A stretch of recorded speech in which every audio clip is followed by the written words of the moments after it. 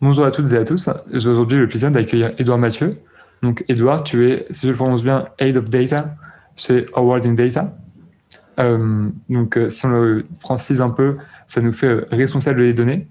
Et tu es également membre chez Altruisme Efficace France. C'est d'ailleurs comme ça que je t'ai connu avant de te voir partout sur Twitter nous partager les données du Covid. Ouais. Peut-être que finalement, la meilleure personne pour te présenter, c'est toi-même. Est-ce que tu pourrais te présenter rapidement qui tu es, ton parcours et toutes choses que tu jugerais pertinentes à partager pour les gens qui nous écoutent? Déjà, merci beaucoup Tom pour l'invitation. Donc, je vais peut-être commencer par là où j'en suis maintenant. Et puis on pourra revenir un petit peu sur mon parcours après. Donc, comme tu l'as dit, je suis Head of Data chez Award in Data et je les ai rejoints il y a un an exactement, en avril 2020, au début de la pandémie, à l'occasion en fait du confinement. C'est des gens que j'ai connus quand j'habitais à Oxford, puisque j'ai habité 3 ans à Oxford. Et du coup, au début de la pandémie, je les ai contactés pour leur proposer bénévolement de travailler avec eux sur les données de la pandémie. Une proposition qui en fait s'est transformée en un boulot à plein temps. Mais du coup, effectivement, avant ça, j'ai travaillé à Oxford pendant 3 ans pour successivement 2 des départements d'épidémiologie de l'université. Voilà, donc c'était un univers tout nouveau pour moi parce que à la base, j'ai pas du tout fait ça. À la base, j'ai fait Sciences Po, ce qui n'a rien à voir avec tout ça. J'ai fait des études de communication et de marketing, mais c'est un univers qui m'a pas trop plu.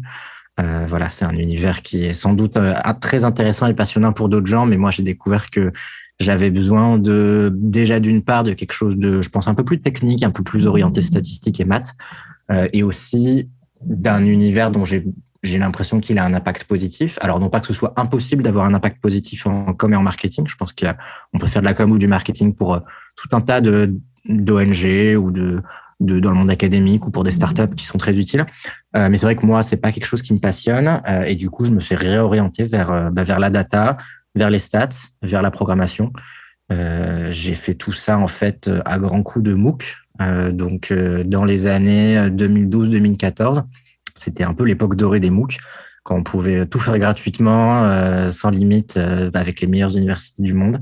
Maintenant, c'est un peu plus compliqué, il faut pas mal payer, et en plus, la data, c'est un peu le domaine par excellence des MOOC. Je pense que c'est peut-être le domaine où il y a le plus de MOOC, en fait. Ouais, je pense par exemple à Open Classroom qui est Ouais, un CIE où tu as des tonnes de MOOC et de tutoriels et ben pour exactement. former Ouais, de ouais. A à Z et tout est gratuit, il me semble. Ouais, Open Classroom, c'est pareil. Ouais, leur domaine data est l'un des plus fournis. Et d'ailleurs, j'ai été pendant quasiment un an mentor sur Open Classroom, qui est une plateforme très intéressante qui essaye d'être un peu plus orientée professionnalisation. Et tu fais pas tes cours tout seul, tu as un rendez-vous de façon hebdomadaire avec un mentor et tout. C'est un angle assez intéressant. Mais du coup, moi, c'est vrai que c'était une époque où tout était moins formalisé. Il n'y avait pas de cursus officiel en data. En fait, à l'époque, ça n'existait pas. Les gens avaient soit fait des stats ou des maths ou de l'informatique et après se former en stats. Mais c'est vrai que du coup, moi, j'ai appris tout ça sur le tas. Et du coup, en 2015, j'ai déménagé à Oxford. J'ai candidaté au début sans trop y croire pour ce poste en épidémiologie. Et c'est vrai qu'une fois que je l'ai eu, du coup, déjà, j'ai appris énormément de choses sur la santé publique et l'épidémiologie. Et du coup, j'ai aussi gagné une certaine légitimité qui, mine de rien, me manquait un peu parce que, du coup, j'ai jamais appris tout ça de façon très formelle. Et bon, c'est vrai que, mine de rien, une fois que tu as le sceau d'approbation de l'université d'Oxford pendant quelques années, on t'embête un petit peu moins avec ces choses-là. Ouais, j'avais fait quelques MOOC aussi. Et, quand tu peux valider ses connaissances dans un vrai cours ou dans un vrai travail, entre guillemets, parce que enfin, c'est des vraies connaissances, quoi, mais ça, du coup, tu as l'idée, ok, ça y est, c'est pas un apprentissage qui sert à rien, ou disons Ouais, que c'est pas des connaissances qui sont un peu bidons, c'est vraiment des vraies choses, et hop, j'ai pu concrétiser via là, ton taf, ou ça peut être via un autre cours si on fait ça à la fac, ou une formation, quoi que ce soit. C'est vrai que c'est oui. Et stimulant. puis, c'est vrai que en fait, le côté MOOC, ça dépend énormément de la personne que tu as en face de toi. Tu as des gens, si eux-mêmes Ouais. ont pratiqué des MOOC, vont plutôt, en général, avoir une opinion positive.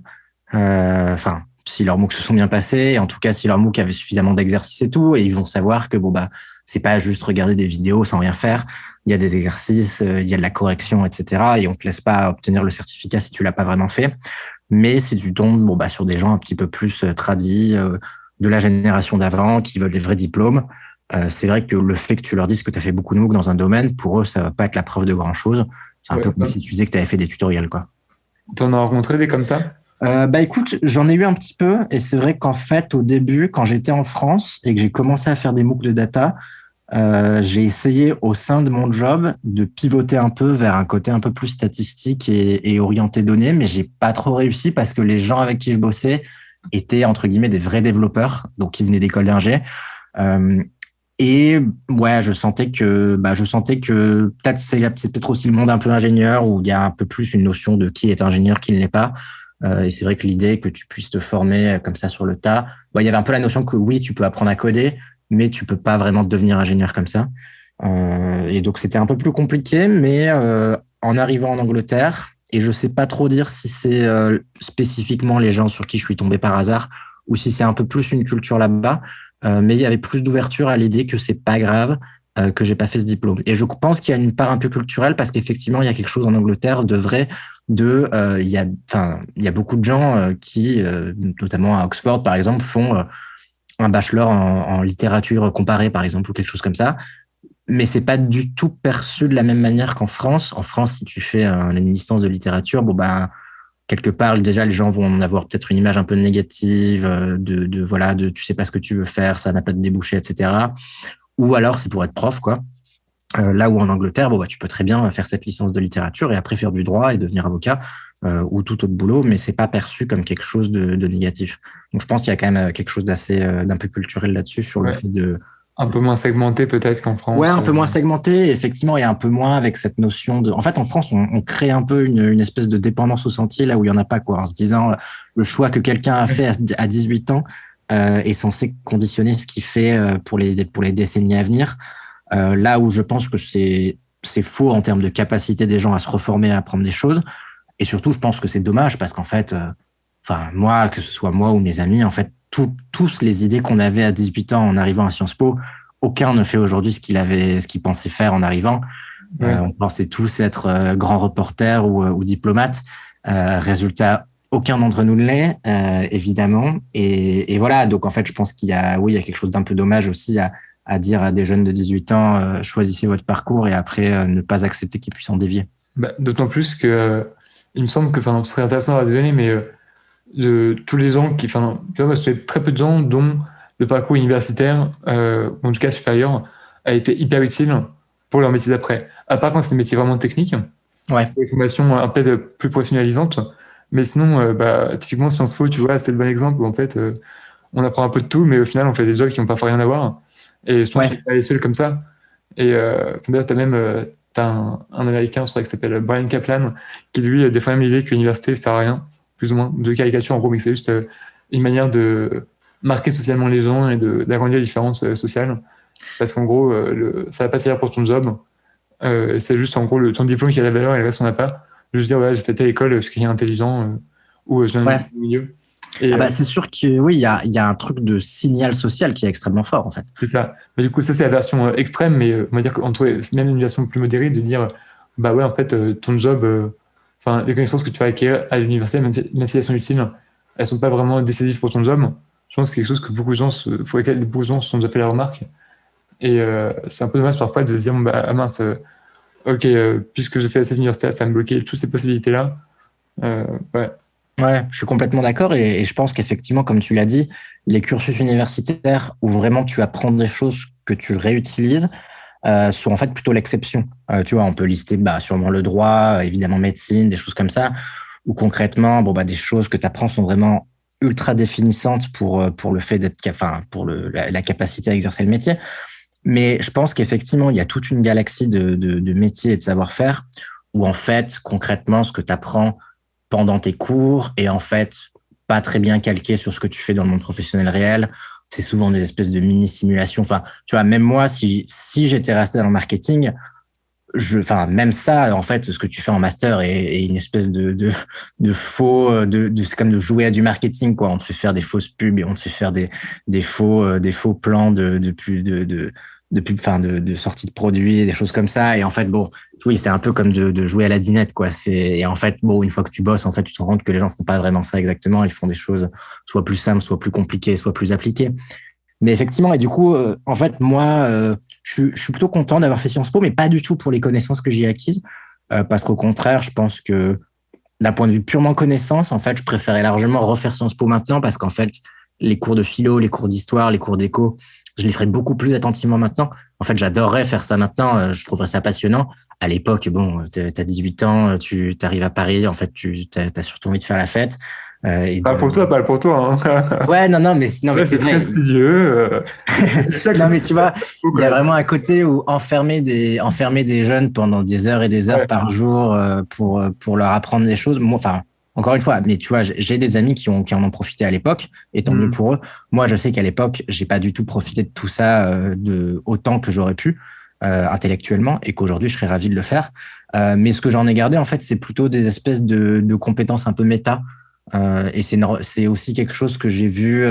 Bah, par rapport à mes collègues dans différents, notamment mes collègues un peu plus de la branche ingénieur dans mes différents boulots, euh, je constate qu'en fait, Sciences Po m'a appris à parler en public, par exemple, à savoir m'exprimer, à savoir faire des présentations, savoir synthétiser, savoir bien parler anglais. Enfin, voilà, pas mal de choses différentes, mais qui en fait sont jamais le sujet d'un cours à Sciences Po. C'est plus que bon, bah, après 5 ans où on te fait faire des exposés chronométrés devant 25 personnes, voilà, tu as peur les premières fois et en fait, très vite, tu t'habitues. Et en fait, à la fin, tu crois avoir appris des connaissances en communication, en marketing et en fait, tu les réutilises jamais. Par contre, ce que tu t'es pas rendu compte que tu avais appris mais que tu réutilises, c'est la capacité à être debout devant un PowerPoint et faire calmement une présentation devant des gens importants. Mais d'ailleurs, Sciences Po, ils ont commencé à comprendre que ce que tu apprenais là-bas n'était pas hyper utile parce que maintenant, ils mettent vraiment l'accent sur apprendre à apprendre, tu vois. Ouais, C'est là-dessus qu'ils mettent l'accent. Et c'est un peu vrai. Enfin, moi, je trouve qu'il y a un peu de ça de vrai. D'apprendre à apprendre, d'apprendre aussi à, ouais, comme je disais, parler en public, synthétiser un sujet. Et finalement, ces connaissances méta sont facilement réutilisables un peu partout. Et d'ailleurs, même que des universités, plutôt que de se focaliser sur des connaissances très spécifiques, on devrait juste apprendre plein de connaissances méta. Et ensuite, quand tu as un peu plus défini toi-même ce que tu veux, etc., là, tu m'apprends ces connaissances méta pour plus te former plus rapidement et plus efficacement après dans le monde du travail. ouais, je suis entièrement d'accord. Et effectivement, les compétences méta comme ça, tu en as plein. Et tu vois, par exemple, comment faire des recherches sur Internet, Mm. comment, si on te donne un sujet et qu'on te dit dans quelques jours, donne-moi ton opinion sur ce sujet, qui en fait est une compétence super importante dans la vie, tu vois, que ce soit sur le plan politique, ou je sais pas si, tu vois, si j'ai un débat sur le nucléaire avec des amis, tu vois, genre cette capacité à aller sur Google et à taper une requête et à savoir un peu de façon instinctive quels sont les liens sur lesquels il faut pas cliquer parce qu'en fait, il va y avoir un biais énorme, que ce soit pro ou anti, versus les liens où en fait, tu sens que la source est beaucoup plus fiable et cette capacité à discerner la qualité des sources d'information, c'est pareil, c'est qu'en fait quelque chose qu'on apprend un peu sur le tas.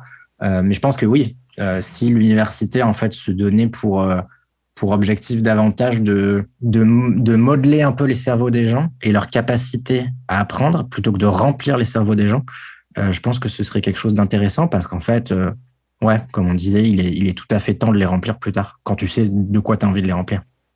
Du coup, on a pas mal dévié par rapport à ta présentation.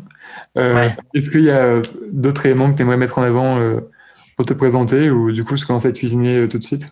Non, bah écoute, non, le seul truc dont j'ai pas parlé, c'est qu'effectivement, du coup, après Oxford, après l'épidémiologie, je suis retourné à Paris et là, j'ai travaillé quand même 2 ans en tant que consultant, beaucoup plus sur des parties machine learning, voilà, donc pour des clients privés, mais avec vraiment un angle machine learning, deep learning. Et c'est ce boulot que j'ai quitté au début de la pandémie pour rejoindre World in Data. Ok, et juste du coup, petite question vraiment en 2 mots. Est-ce que toi, avec ta formation, enfin en tout cas ton expérience d'épidémiologiste quand je bossais à Oxford, quand tu as eu le début du Covid, tu l'as senti mal ou tu te disais, bon, à voir, pour l'instant, il n'y a rien qui est sûr, ou bien tu étais en mode, c'est qu'une grippette? Non, j'étais certainement pas en mode c'est une grippette. Et comme pas mal de gens, mais je pense aussi que comme pas mal de gens dans le mouvement altruisme efficace, j'ai été un peu la personne qui, vers le mois de février-mars, commençait un peu à tanner ses amis en leur disant Hmm. prenez ça au sérieux, arrêtons de nous voir en grand groupe, puis arrêtons de nous voir tout court, etc. Voilà, donc c'est vrai que mais il y a eu indéniablement une période où en fait c'était compliqué de savoir à Ouais, quel point totalement. il fallait s'inquiéter. Hmm. En fait, je pense que le vrai tournant pour moi, ça a été le moment où ça a quitté la région chinoise et la région proche, donc Japon, Corée du Sud. Et c'est le moment où c'est arrivé en Italie notamment, et à l'époque beaucoup en Iran. Et c'est vrai que oui, ça a été le cas pour moi. Où, bon, bah, une fois qu'il y avait une épidémie exponentielle en Italie, en fait, il y avait plus rien pour l'arrêter, quoi. Donc ça a été le tournant pour moi, mais euh, c'est vrai que je pense que j'ai pris la chose plus au sérieux aussi, à la fois, bah, comme tu disais, par un peu mon background, mais aussi juste par les gens que je suis sur Twitter, parce que globalement, c'est un sujet sur lequel je m'informais à 95% sur Twitter, par les gens que je suivais qui avaient l'air de prendre ça beaucoup plus au sérieux que la moyenne des gens, on va dire un peu dans les infos en France et parmi mon cercle social. Ce qui est drôle, c'est que j'avais fait quelques mois avant le début du Covid, j'ai fait un article sur introduction au risque pandémique. Et du coup, en fait, tu as plein de curseurs qui disaient, oula, ok, bon, on n'est pas en cas, mais c'est peut-être un peu inquiétant. Et même si j'étais pas du tout formé là-dessus, pareil, par exemple, je suivais, et par juste les mini connaissances que j'avais acquis pour cet article-là, j'étais déjà pas hyper rassuré. Ouais, c'est ça, c'est qu'effectivement, en fait, il y a des choses qui viennent, comme tu dis, pas spécifiquement de mon background à Oxford, mais aussi de la partie AE, le fait qu'on parle beaucoup à chaque fois du risque pandémique, Ouais. je pense qu'on a davantage un peu cette vision de, oui, la plupart des épidémies restent cantonnées à une région, soit dans un pays, soit à quelques pays. Et en fait, il y a en général quelques centaines de morts et heureusement, ça s'arrête là. Mais on a cette conscience de si ça bascule en pandémie internationale, en fait, on passe de quelques centaines de morts à quelques dizaines de millions de morts parce qu'en fait, il y a pas trop d'intermédiaires, quoi.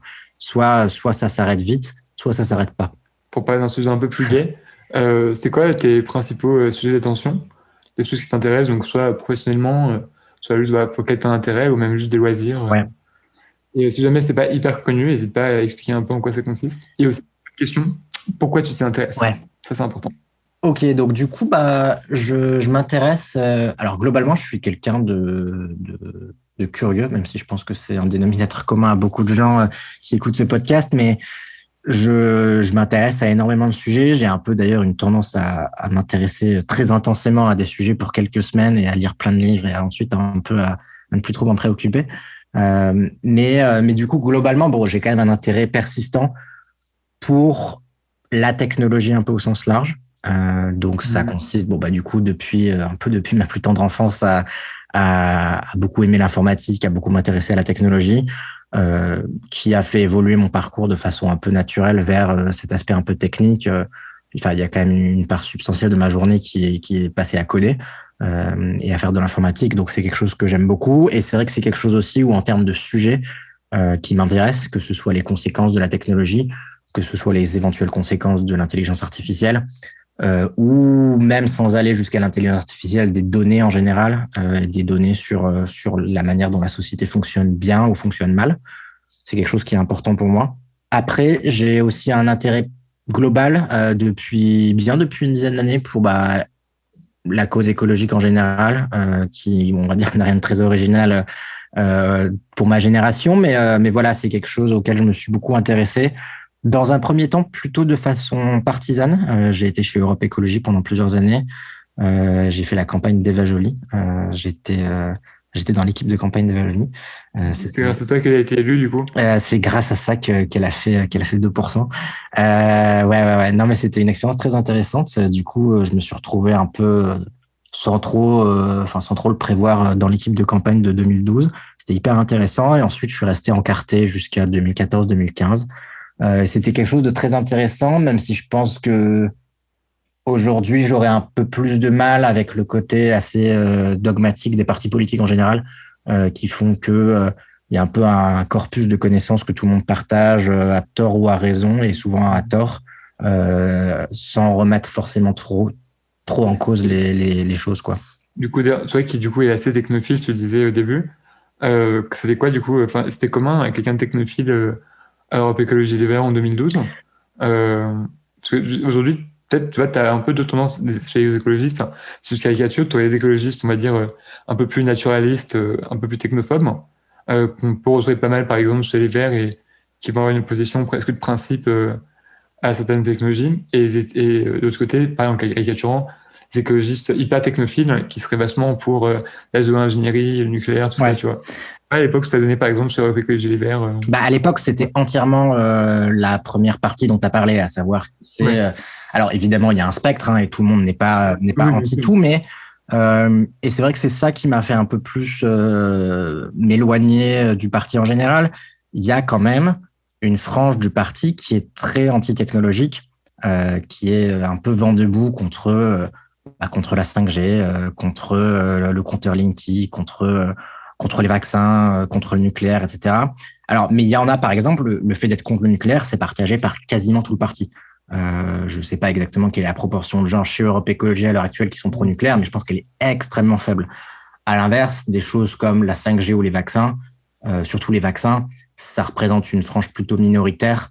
Et d'ailleurs, quand au moment de la vaccination contre le Covid, Michel Rivasi s'était avait exprimé un certain scepticisme sur les vaccins. En fait, elle s'était très vite fait reprendre par la direction actuelle du parti parce que c'est pas un parti qui a envie d'être vu comme anti-vaccin, surtout pas à l'heure actuelle.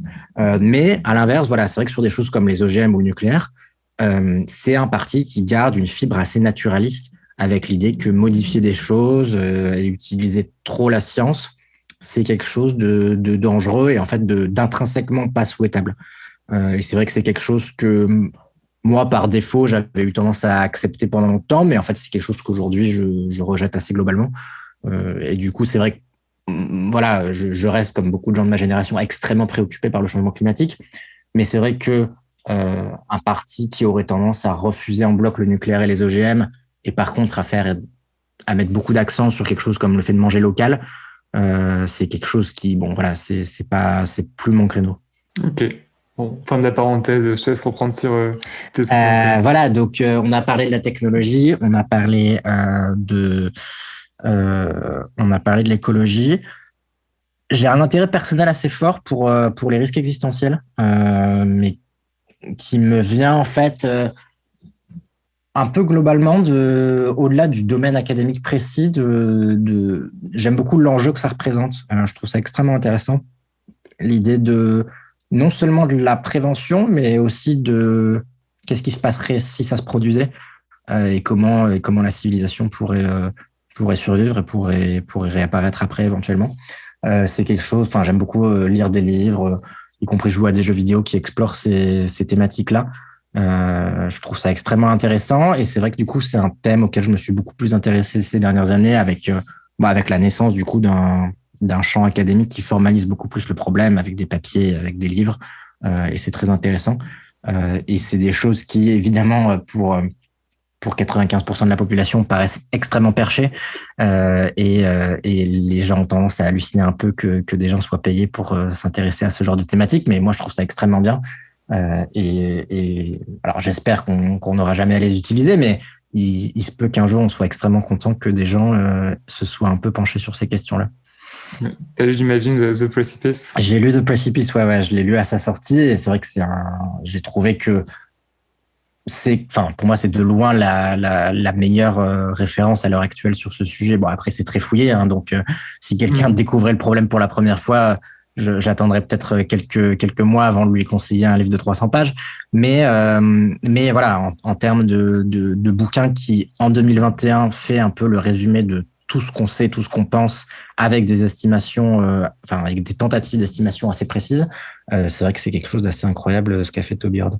Et du coup, tu conseillerais quoi à quelqu'un qui découvre? Faut pas avoir tellement percé. Je lui conseillerais, alors évidemment, il y a pas mal d'articles très intéressants qui ont été écrits, je pense notamment par 80,000 Hours.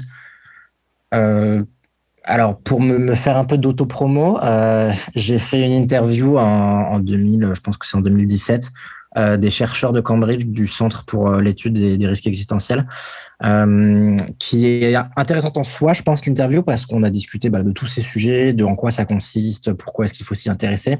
Mais surtout, en fait, c'était une interview pour un site littéraire. Et du coup, les chercheurs ont recommandé 5 livres sur le sujet, mais qui sont des livres de fiction. Et c'est quelque chose qu'ils ont voulu faire consciemment parce qu'effectivement, il y a pas mal de livres de non-fiction, des essais sur le sujet, mais en fait, ils trouvaient ça intéressant d'approcher le sujet par l'angle de la fiction, pour essayer de voir un petit peu quels sont les ouvrages de littérature qui peuvent en fait faire un peu vibrer cette corde qui fait que les gens prennent conscience de manière un peu plus émotionnelle de la dangerosité des risques existentiels. Et c'est une fois qu'on en a pris conscience de manière peut-être un peu plus émotionnelle que ça devient très intéressant de lire un bouquin comme The Precipice qui a toutes sortes d'équations et de tableaux et de graphes. Mais c'est vrai qu'à part pour des gens extrêmement analytiques qui en fait sont prêts à accepter le problème des risques existentiels et son importance uniquement sur la base d'arguments en fait d'arguments utilitaristes et d'arguments de probabilité, etc. Mais je pense que peut-être dans l'altruisme efficace, on a tendance à surestimer le nombre de gens que ça concerne. Et en fait, je pense que la plupart des gens, si tu leur fais la démonstration par l'angle utilitariste de l'importance de s'intéresser aux risques existentiels, ça va pas plus les toucher que ça, parce qu'en fait, c'est des arguments de probabilité, de long-termisme, etc., que beaucoup de gens ont du mal à saisir. Ils vont comprendre le principe, mais ils vont pas spécialement y repenser après, quoi. Là où je pense que c'est vrai que des œuvres littéraires, des films, des jeux vidéo vont avoir tendance à davantage marquer un peu plus les gens sur le plan émotionnel. Ouais, mais je pense que c'est un bon argument d'ailleurs, pas que pour les risques existentiels, mais on a un peu souvent tendance à sous-estimer la part émotionnelle dans le fait que les gens vont s'intéresser ou juste prendre un sujet pour important. Ouais. Et enfin, même pour des gens très analytiques d'ailleurs, enfin, même quand tu penses être turbo-rationnel, en fait, parfois ce qui est marqué, c'est je lisais un livre, un jeu vidéo, etc. Et on sous-estime beaucoup ça. Mais du coup, je mettrai ton article en description de la vidéo si tu me l'envoies après. Ouais, carrément. Et effectivement, ouais, je pense que c'est quelque chose de très important. Et comme tu disais, pas que pour les risques existentiels, mais pour l'altruisme efficace en général, ou en fait pour beaucoup de sujets, je pense qu'il y a plein de sujets où en fait les gens ont été marqués par, je sais pas, tu vois, même pour prendre des exemples bateaux, mais par le danger de la censure en lisant 1984 ou par les inégalités en lisant Les raisins de la colère ou tu vois, enfin, je pense qu'il y a beaucoup de gens pour qui ça a été des expériences formatrices de lecture, plus que des arguments en fait purement philosophiques ou purement analytiques. Je serais très curieux de savoir si c'est pour les gens qui s'intéressent à l'environnement en général. Je serais pas surpris que souvent le déclic ce soit plutôt une œuvre en lien avec ça. Et c'est vraiment juste une intuition, il y a vraiment zéro données derrière pour appuyer ce que je viens de dire. Mais en tout cas, je pense que c'est quelque chose. C'est quelque chose qu'il faut pas qu'on oublie. Quand je dis nous, je parle de l'altruisme efficace en tant que mouvement, parce qu'en fait, c'est un mouvement qui est biaisé par sa composition et qui a tendance à inclure beaucoup de gens très analytiques, beaucoup de gens qui justement en fait peuvent accepter des nouvelles idées, des nouveaux arguments uniquement par le côté un peu A plus B et renoncer à des idées ou autres purement par des chiffres, par exemple. Mais il faut pas oublier qu'en fait, c'est un segment de population très spécifique et on est un peu des gens particuliers et qu'en fait, si on veut convaincre beaucoup de gens qu'il faut faire attention aux risques existentiels ou qu'il faut manger moins de viande, voire arrêter de manger de la viande, il y a beaucoup de choses qui passeront pas uniquement par une liste d'arguments numérotés, quoi. Ouais, non, je suis totalement d'accord. D'autres sujets qui t'intéressent ou est-ce que du coup, on peut parler un peu de son travail actuel, à savoir ton poste de Head of Data chez Our in Data. Ouais. Du coup, tu veux que je présente un peu le poste en général? Ouais, en gros, en quoi ça consiste concrètement? Qu'est-ce que tu fais? À quoi ça sert? À quoi sert ce que tu fais? Est-ce que tu peux présenter rapidement aussi Our in Data pour les gens qui ne connaissent pas? Sinon, par contre, c'était évident. Ouais, non, effectivement. Our in Data, c'est une plateforme, donc c'est une publication en ligne en fait. Donc c'est une publication scientifique qui n'a pas de version papier, hein, c'est purement et simplement un site internet qui se donne pour mission de rendre la recherche et les données sur les grands problèmes du monde accessibles. Accessibles dans le sens technique et aussi dans le sens de la rendre plus compréhensible. Donc c'est quelque chose chaque mot de cette mission a de l'importance. Donc il y a l'idée de se concentrer sur la recherche et les données. Donc comme l'indique le nom du site, on a beaucoup de données, on a beaucoup de graphiques. C'est un peu la composante principale du site. Mais il y a aussi de la recherche, donc dans le sens où il y a aussi du texte pour les accompagner. C'est pas uniquement des grandes suites de graphiques, de dashboards. Il y a aussi beaucoup de texte pour expliquer aux gens un peu l'histoire qu'on veut leur raconter sur ces données. Et ça se concentre sur les grands problèmes du monde, qui est un aspect important du site. C'est que typiquement, on va essayer de ne pas travailler sur des problèmes temporaires ou sur des problèmes qui peut-être passionnent les médias, mais en fait ont très peu d'importance. Et au contraire, typiquement, on va essayer de mettre en valeur les problèmes dont on parle peu, mais qui sont en fait des grands problèmes de l'humanité. Donc, par exemple, des choses comme le paludisme, comme la tuberculose en santé mondiale, qui sont des choses dont on parle extrêmement peu, surtout dans les pays riches, mais qui en fait sont globalement les causes de mortalité évitables, les pires dans le monde. Et donc voilà, donc ça va être des choses comme ça. Évidemment, il y a des grands problèmes du monde qui sont les inégalités, qu'elles soient économiques, inégalités entre les hommes et les femmes, inégalités dans l'accès aux ressources. Il y a des problématiques d'éducation. Évidemment, le changement climatique aussi, qui est pas forcément, qui est certainement pas une problématique dont on parle peu, mais en tout cas, des fois on en parle mal, dans le sens où on essaye aussi d'éclairer les gens sur quels sont réellement les enjeux, quelles sont réellement les causes, quelles sont réellement les solutions. Et donc voilà, donc c'est une publication qui prend cette forme-là, où on a du coup des pages avec différentes thématiques et aussi des articles un peu plus courts, où on essaye de parler de toutes ces thématiques et surtout de montrer aux gens les données qui permettent de se renseigner de façon mieux et de façon plus fiable sur tout ça. Moi, mon job au sein de cette équipe, il consiste en gros à gérer toutes les données du site. Donc, c'est non seulement importer les données, donc c'est des données qui peuvent venir, je sais pas, de la Banque mondiale, des Nations Unies, de la FAO, de l'UNESCO, etc. Pour permettre après aux chercheurs de l'équipe d'écrire des articles. Donc ça, c'est une part majeure du travail qu'on fait. Et après, nous aussi, on a un rôle chez Our World in Data de mise à disposition de données qui en fait consiste à prendre toutes ces données, les recroiser, les nettoyer et après mettre à disposition des datasets, comme on dit, des jeux de données pour que les gens puissent faire leurs propres analyses. Et c'est vrai que ça, c'est quelque chose qui a beaucoup évolué depuis 1 ou 2 ans. C'est quelque chose qu'on essaye de beaucoup plus mettre en avant, cette idée de faciliter le travail d'analyse des données aux gens, parce que en fait, sur tous ces sujets, il y a un travail systématique que va faire chaque personne qui veut s'intéresser au sujet, qu'elle soit un peu un citoyen lambda, ou qu'elle soit journaliste, ou qu'elle soit conseiller politique, ou qu'elle soit étudiant en doctorat, qui va consister à retourner aux sources, obtenir les données, vérifier qu'elles sont fiables, comprendre comment elles fonctionnent, etc. Et en fait, je pense qu'il y a des millions d'heures qui ont été perdues comme ça par des gens qui sont à chaque fois repartis de zéro parce qu'ils voulaient, par exemple, s'intéresser aux émissions de CO2. Et à chaque fois, ils sont retournés à la source et ils sont repartis de zéro.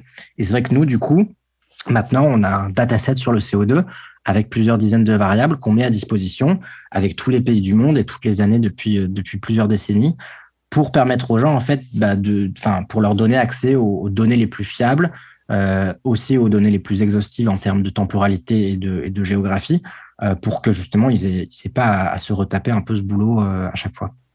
Ouais, parce que du coup, sur Our World in Data, toutes vos données, tous les sets de données, du coup, et tous les graphiques sont en open source, c'est ça ? Tout est en Creative Commons, donc c'est une licence Creative Commons by, où en fait, la seule chose qu'on demande aux gens, c'est de nous créditer, donc de citer la source à World in Data.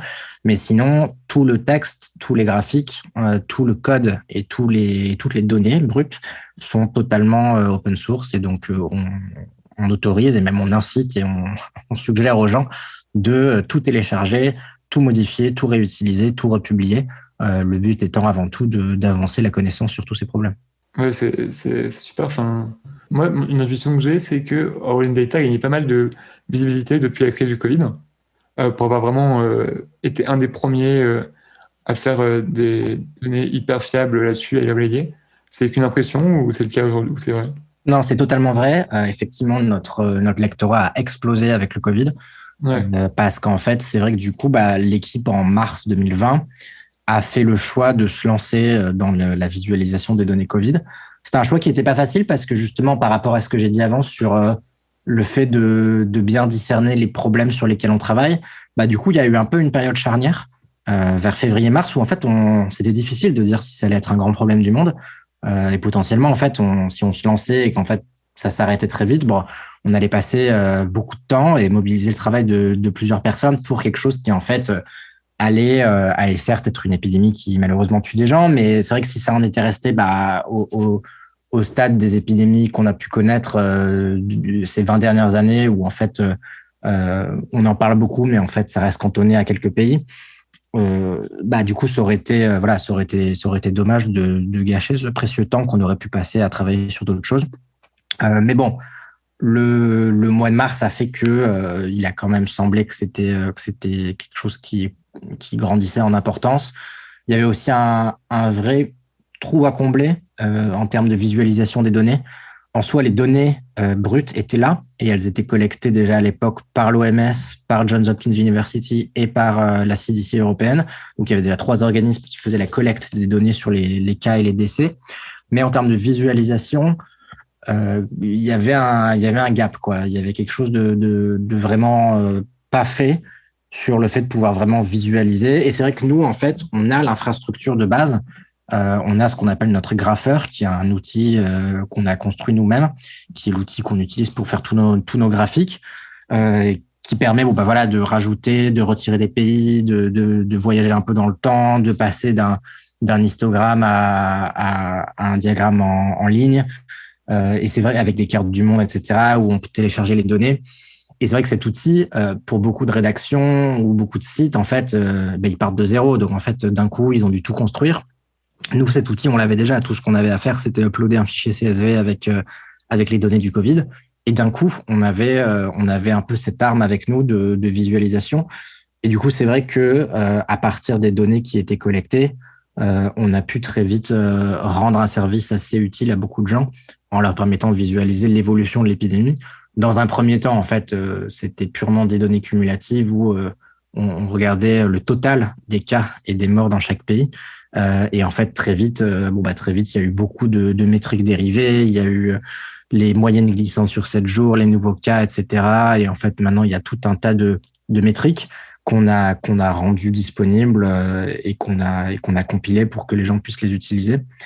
Et de la même manière, en fait, on a non seulement ce travail de visualisation, mais du coup, on a aussi ce volet mise à disposition des données où on fait ce travail d'agrégation de différentes sources. Donc, on a maintenant un dataset qu'on publie sur GitHub où les gens peuvent retrouver, pour tous les pays du monde, les cas, les morts, les hospitalisations, les vaccins, les tests, les excès de mortalité, etc. pour tous les pays. Encore une fois, sans avoir à se poser la question de est-ce que je peux faire confiance à cette source, d'où ça vient, qu'est-ce que je dois savoir sur les données. L'idée, c'est qu'on fait ce travail pour eux, pour qu'ils aient pas à le faire à chaque fois. Et donc, du coup, si je résume un peu ce que toi, tu fais au Lean Data, si j'ai bien compris, corrige-moi si j'ai une bêtise. En fait, du coup, tu n'es pas directement impliqué dans des recherches en tant que telles.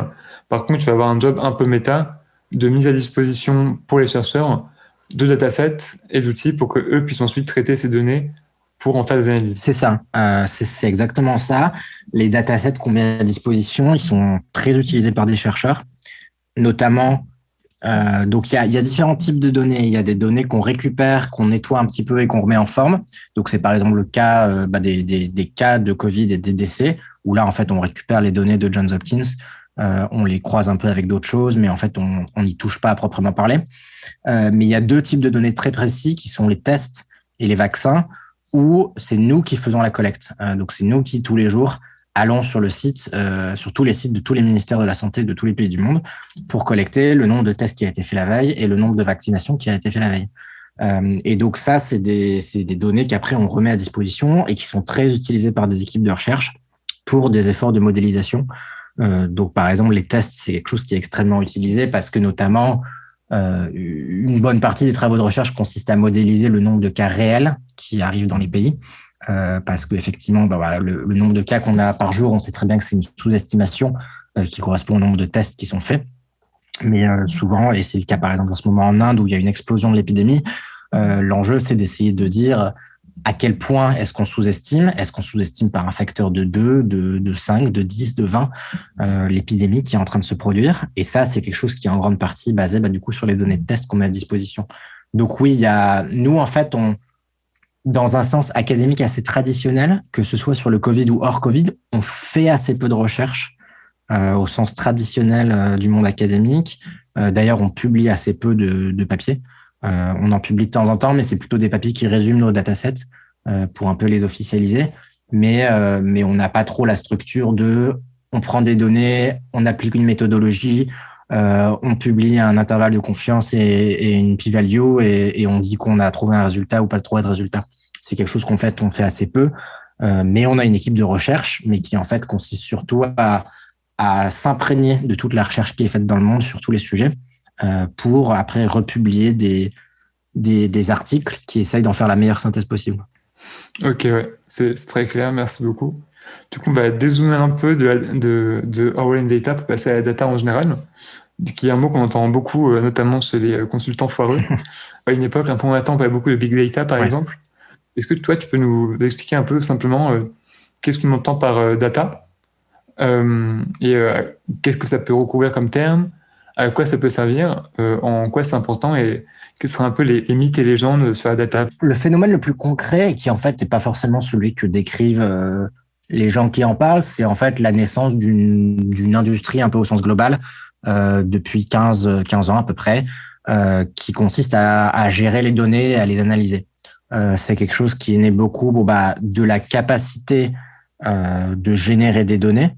C'est vrai qu'en fait maintenant on enregistre énormément de données sur tout un tas de choses et la capacité à les stocker, qui n'était pas trop là avant parce que c'est vrai qu'en fait pendant les premières décennies de l'informatique, le fait de stocker des données, c'était un peu un problème. Si on se mettait à collecter tout et n'importe quoi, il y avait des limites. Maintenant, c'est vrai que ces limites n'existent plus trop, même si on pourrait rediscuter de...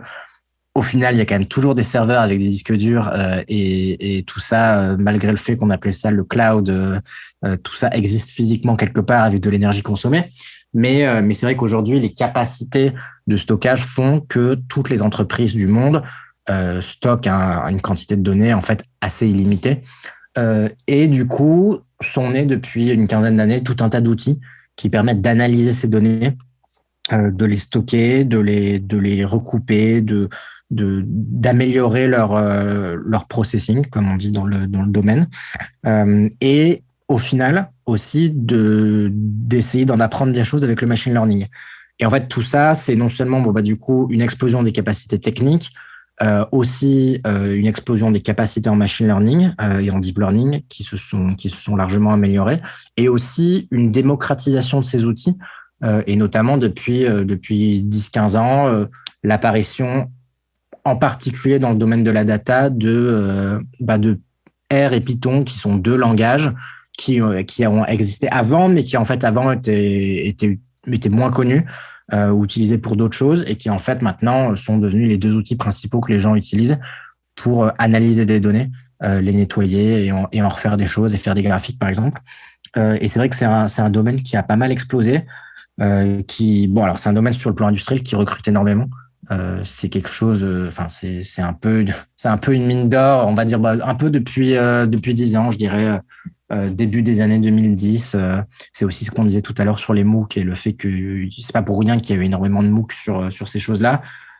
C'est un domaine qui est au croisement de différentes choses, qui est au croisement des statistiques, qui est au croisement aussi de l'informatique, puisqu'il faut coder.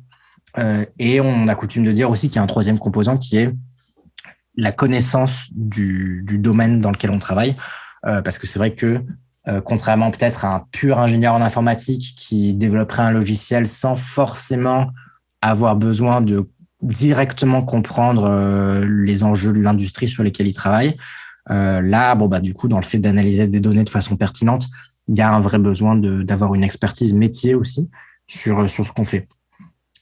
Alors après, et tu as bien fait de le dire, il y a aussi des mythes et des légendes qui s'ajoutent à tout ça. Il y a en fait un peu des poncifs comme le côté big data, comme l'IA vu comme une espèce de truc de sorcellerie qui donne lieu à des situations assez caricaturales. Et c'est vrai que de mon temps en tant que consultant, j'en ai gardé notamment ce souvenir de travailler pour des clients qui en fait font appel à toi pour ce que eux disent eux-mêmes comme étant des algorithmes, mais en fait, ils te missionnent pour faire quelque chose dont eux n'ont sincèrement pas la moindre compréhension. Alors après, il y a des clients qui comprennent, hein, mais il y a vraiment des clients qui voient ça comme le fait de recruter un espèce de magicien, avec du coup, soit ils sont très agréablement surpris par les résultats, soit au contraire, ils pensent que ça va être un espèce d'oracle parfait et du coup, ils sont très déçus. Mais c'est vrai que il y a un côté un peu vaudou dans toute cette industrie, alors que bon, globalement, on parle juste d'une expansion énorme de technologies qui sont là depuis assez longtemps et de techniques statistiques qui sont globalement là depuis assez longtemps. Et surtout, je pense qu'il y a une vision de l'IA comme étant quelque chose d'extrêmement compliqué et d'un peu magique, alors que il faut pas se leurrer. Dans le domaine industriel, la plupart des entreprises, je sais pas, par exemple les entreprises du CAC 40 qui utilisent l'IA, au sens qu'en fait elles utilisent du machine learning, elles utilisent des techniques relativement simples pour en fait prévoir des choses, calculer des prix ou calculer des consommations d'énergie par exemple à l'avance. Mais c'est des techniques qui sont pas non plus incroyables dans leur complexité. Qui certes nécessitent d'être apprise et d'être maîtrisée, mais voilà, je pense qu'il y a une tendance pour beaucoup de gens à mélanger des choses comme les choses très très très avancées qui sont faites par des groupes comme DeepMind ou comme OpenAI, qui essayent vraiment de travailler sur le développement d'une intelligence très avancée et d'essayer de repousser sans arrêt les frontières de ce qu'un ordinateur est capable de faire. Voilà. Là où beaucoup de clients pour lesquels j'ai pu travailler, ça consiste surtout à créer des flux de données pour que des données aillent d'un serveur à un autre sans se perdre en chemin, les nettoyer et en gros faire après des régressions pour essayer de prévoir des choses. Mais c'est vrai que c'est un domaine qui est un peu à son summum de hype et de slide un peu bullshit dans beaucoup de domaines. Peut-être juste en gros une autre parenthèse peut-être nécessaire, je sais pas, c'est en gros, c'est quoi une donnée concrètement? Qu'est-ce que ça peut recouvrir une donnée? Qu'est-ce qu'on entend quand on parle de données? Parce qu'on utilise beaucoup le terme et moi je me représente des choses qui sont peut-être pas forcément bonnes. Donc toi, comment tu définirais une donnée? Alors, une donnée au sens le plus simple, c'est un bout d'information. Donc, par exemple, mon prénom, Edouard, c'est une donnée sur moi. Voilà, donc par exemple, si on prenait, je sais pas, la liste des utilisateurs Twitter, il y aurait mon nom, il y aurait ma bio Twitter, il y aurait mon utilisateur, mon nombre de followers, etc. Ça, c'est des données. C'est des données au sens un peu plus traditionnel du terme. Donc, en fait, tu peux les imaginer comme un immense fichier Excel avec des colonnes et des lignes. Et en fait, beaucoup de données aujourd'hui sont toujours représentées comme ça dans des grands tableaux dans des bases de données avec des colonnes et des lignes. Et simplement, il y a juste beaucoup de colonnes et beaucoup de lignes. Après, il y a l'arrivée pas mal depuis 10-20 ans des données non structurées. Donc là, on parle davantage d'audio, de vidéo, d'images. Et donc là, c'est vrai que on est sur des choses beaucoup plus complexes qui nécessitent des traitements aussi du machine learning beaucoup plus complexes parce qu'on est sur des traitements de pixels, par exemple pour ce qui est de la vidéo et de la photo. Et du coup, c'est des choses beaucoup plus avancées, mais globalement, en fait, le mot données peut être traduit comme, et pas si différent du mot information au sens assez strict, quoi. C'est un bout d'information sur le monde. Et donc, pour une entreprise, ça peut être tout un tas de choses sur son business, sur des choses qu'elle a vendues, sur des choses qu'elle produit, sur sa ligne de production. Et nous, par exemple, dans le cas d'Award in Data, nos données, c'est par exemple l'historique de toutes les émissions de CO2 pour tous les pays du monde depuis 1850. Ok. Du coup, si je résume peut-être en partie pourquoi les données explosent, en fait, c'est que finalement, il n'y a rien de fondamentalement nouveau. C'est juste qu'on a plus de moyens techniques aujourd'hui à la fois pour stocker des données et pour les analyser. C'est-à-dire que là où avant, en fait, ces données, on les avait déjà, mais juste on ne pouvait pas analyser des dizaines de milliers de colonnes parce que c'est pas possible pour un humain. Maintenant, on a des intelligences artificielles qui le font. Et donc, c'est pour ça qu'on se met à analyser plein de données parce qu'on peut en stocker plus et en même temps, on peut en analyser beaucoup plus, mais pas de trucs de machines noires qui s'ajoutent à ça par rapport à ce qu'on connaissait déjà avant. Oui, enfin, c'est ça, où il y a vraiment quelque chose de nouveau aussi que je n'aurais pas cerné. Globalement, c'est ça l'idée. Après, il y a les éléments nouveaux, c'est des éléments de mise à disposition, un peu pour le commun des mortels, d'outils qui n'existaient pas avant. C'est-à-dire que si on prend par exemple les réseaux de neurones et le deep learning, c'est des techniques qui sont pas apparues il y a 5 ans. C'est des techniques qui existent depuis longtemps, alors qui certes se sont améliorées en termes d'efficacité, mais ce qui a beaucoup changé le paysage, c'est l'arrivée de ce qu'on appelle des librairies, à savoir des espèces de de logiciels qui font partie du langage Python, qui, donc, par exemple, la principale souvent est un TensorFlow qui appartient à Google. Et en fait, TensorFlow est une librairie qui permet de faire du machine learning et des réseaux de neurones en quelques lignes, là où peut-être il y a 20 ou 30 ans, en fait, il aurait fallu des centaines et des centaines de lignes de code pour faire la même chose.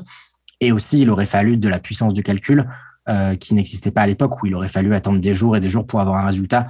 Là où maintenant, en fait, on peut attendre quelques minutes ou louer un serveur à Google pour quelques minutes pour qu'il fasse le calcul. Donc voilà, c'est aussi de la mise à disposition de nouvelles librairies et aussi de cette puissance du calcul, comme on dit donc, dans le cloud, qui permet d'avoir de la puissance qui existait, mais en fait n'était pas disponible pour des gens comme toi et moi. Là où aujourd'hui, en fait, toi et moi, moyennant quelques euros, voire quelques centimes, on peut louer de la puissance de calcul et utiliser ces librairies qui, dans leur grande majorité, sont open source, en fait, aussi aujourd'hui, pour faire ces choses-là qui existaient déjà, mais qui avant étaient du domaine qui était un peu réservé à des experts, soit des informaticiens, soit des statisticiens vraiment experts, soit des domaines un peu plus obscurs du monde académique. Ok. Merci beaucoup du coup pour cette mise au clair.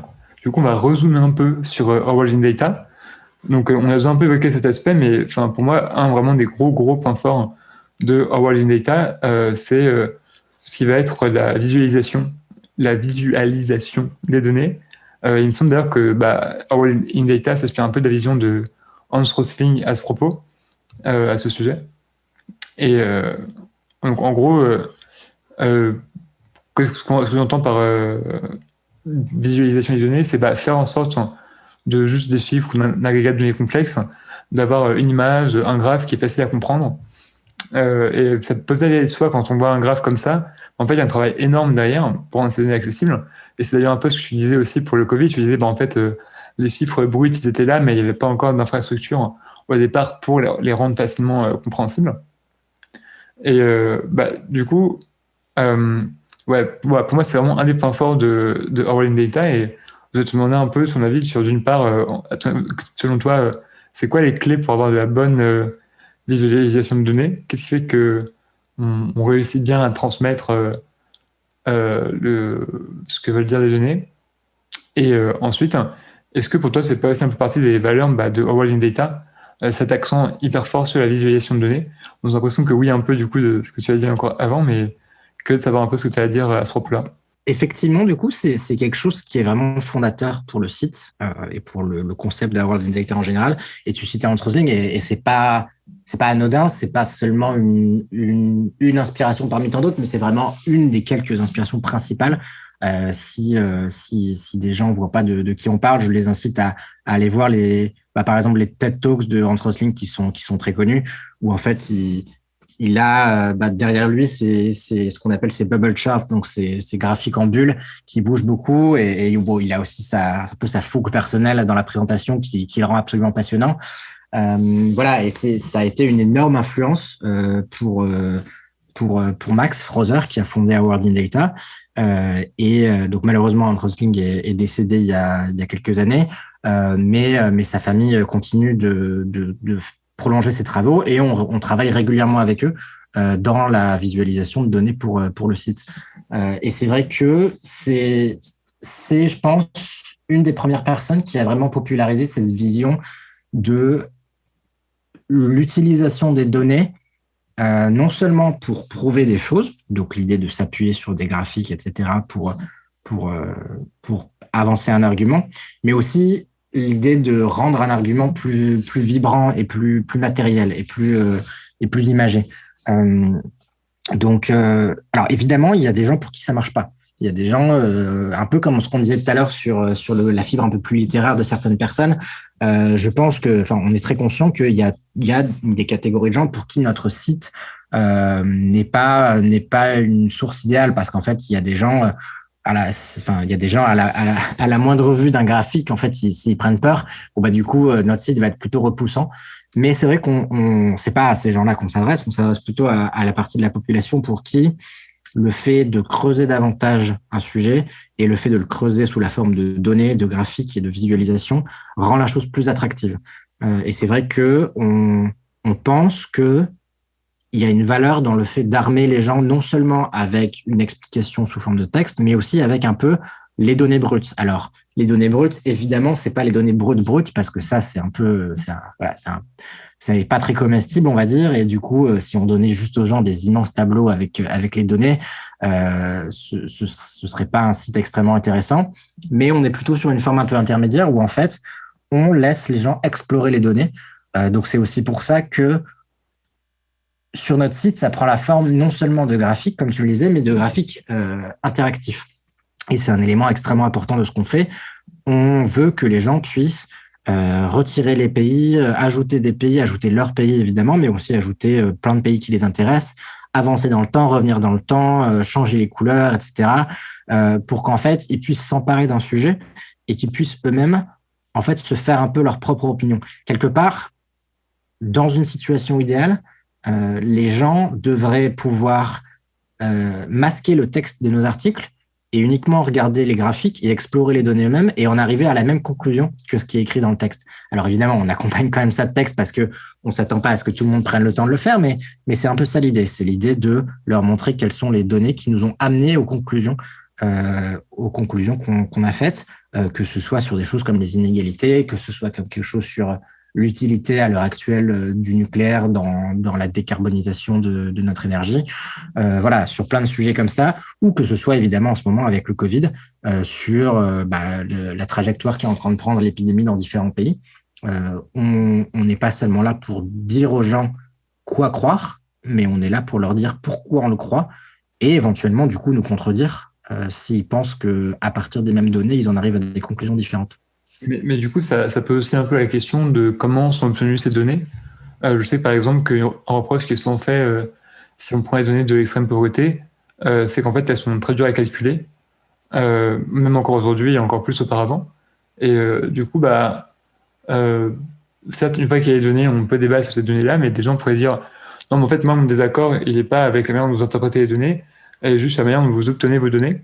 Et du coup, comment vous faites pour avoir des données que vous estimez fiables? Est-ce que du coup, parfois, il y a aussi un regard critique qui est porté sur les propres données que met à disposition Orwell Data? Comment s'articule du coup ce rapport aux données que vous entretenez? Oui, bien sûr. Et c'est vrai que il faut faire attention de ne pas tomber dans un biais de dire parce qu'il y a des données, du coup tout devient vrai. Les données en soi, voilà, si on est un peu sur un plan philosophique, les données, ça reste un artefact créé par l'être humain qui sont en soi qu'une représentation d'un phénomène. Et donc c'est pas parce qu'on met quelque chose en données que, en fait, ce travail de mise en données lui-même, il a ses propres biais. Et il peut y avoir ces inexactitudes. Tu citais les données de la pauvreté. Il y a aussi les données, on en a beaucoup parlé depuis un an, les données du Covid, qui ne sont qu'une forme de modélisation et de représentation de l'épidémie, mais qui sont extrêmement imparfaites par plein d'aspects. Donc c'est quelque chose qui est très important à prendre en compte. Et voilà, et c'est des choses qui méritent d'être. Il faut s'en rappeler pour faire très attention à la manière dont on analyse ces données. Après, disons qu'il y a des choses sur la représentation de certains sujets qui sont toujours débattus sur le plan académique. Et c'est vrai que là, du coup, j'ai aussi un peu moi les limites de mon expertise parce qu'en fait, n'étant pas expert de chacun de ces sujets, je suis au courant de l'existence de ces débats. Donc, il y a effectivement ces débats sur ce que tu disais autour des données de l'extrême pauvreté qui, en fait, dans certains pays où les données sont manquantes ou aussi à certaines époques, plus on remonte dans le temps, plus c'est compliqué d'obtenir des données. Et en fait, au bout d'un moment, on se retrouve à utiliser des sources qui sont des espèces de proxys pour essayer de se faire une idée de quel était l'état des inégalités ou de la pauvreté dans les années 1800.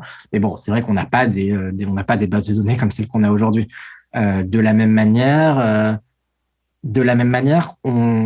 une très grande partie des estimations, des chiffres qui sont souvent cités pour toutes les causes de mortalité dans le monde proviennent de l'IHME, qui est un institut américain qui publie chaque année une étude qui s'appelle le Global Burden of Disease, qui en fait essaye d'estimer pour tous les pays du monde les causes de mortalité et les facteurs qui contribuent à ces causes de mortalité.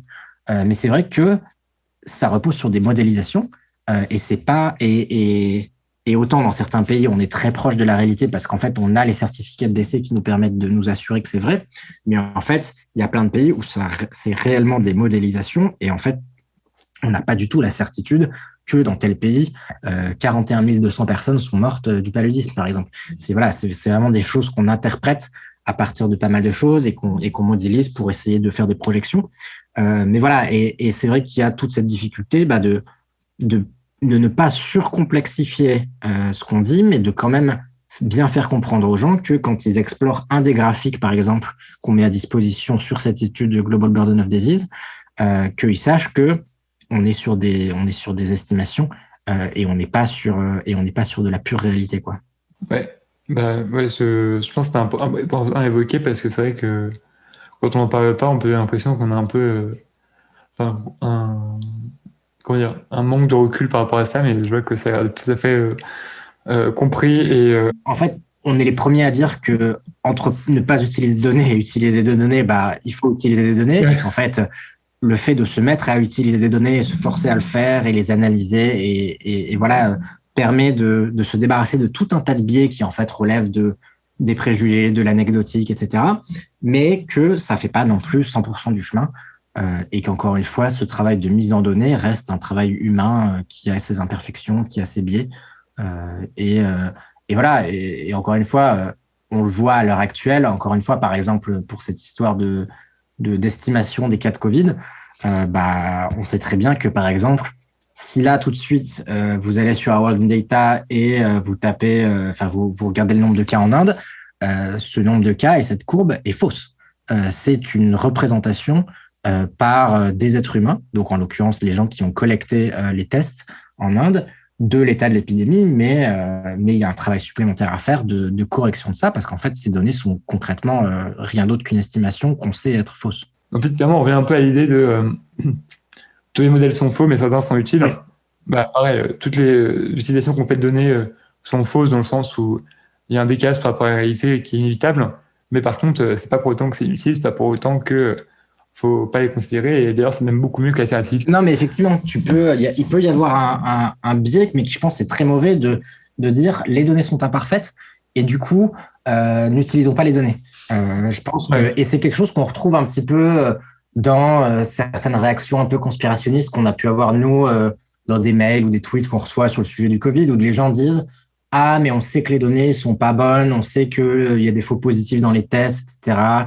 Et du coup jetons les données à la poubelle et on s'en sert pas. Mais typiquement, c'est un cas où, oui, les cas sont sous-estimés. Oui, il peut y avoir 1% de faux positifs, mais pour autant, globalement, c'est des données qui ont énormément de valeur. Et globalement, les données qu'on a à disposition aujourd'hui pour le Covid, elles nous renseignent 1000 fois mieux que si on faisait des politiques au doigt mouillé en essayant de se dire, oh, les gens ont l'air malades ou les gens n'ont pas l'air malades. Ouais, c'est clair. Du coup, on parlait un peu tout à l'heure des valeurs de Our World in Data et aussi des influences donc, à la personne de Hans Rosling. Et d'ailleurs, il me semble aussi, donc on n'a pas parlé, honte à nous, mais que la femme d'Hans Rosling était aussi, travaillait avec lui sur ce sujet-là. Oui, tout à fait. Donc, du coup, c'est elle qui en partie perpétue son héritage.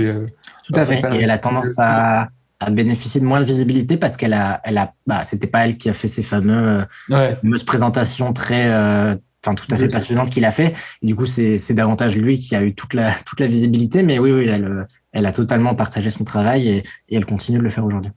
Du coup, c'est une petite parenthèse pour ne pas invisibiliser le travail des femmes. Ce serait un peu triste quand même. Surtout pour un sourcing où c'est vraiment un cas assez textbook de... Ouais, tout à fait.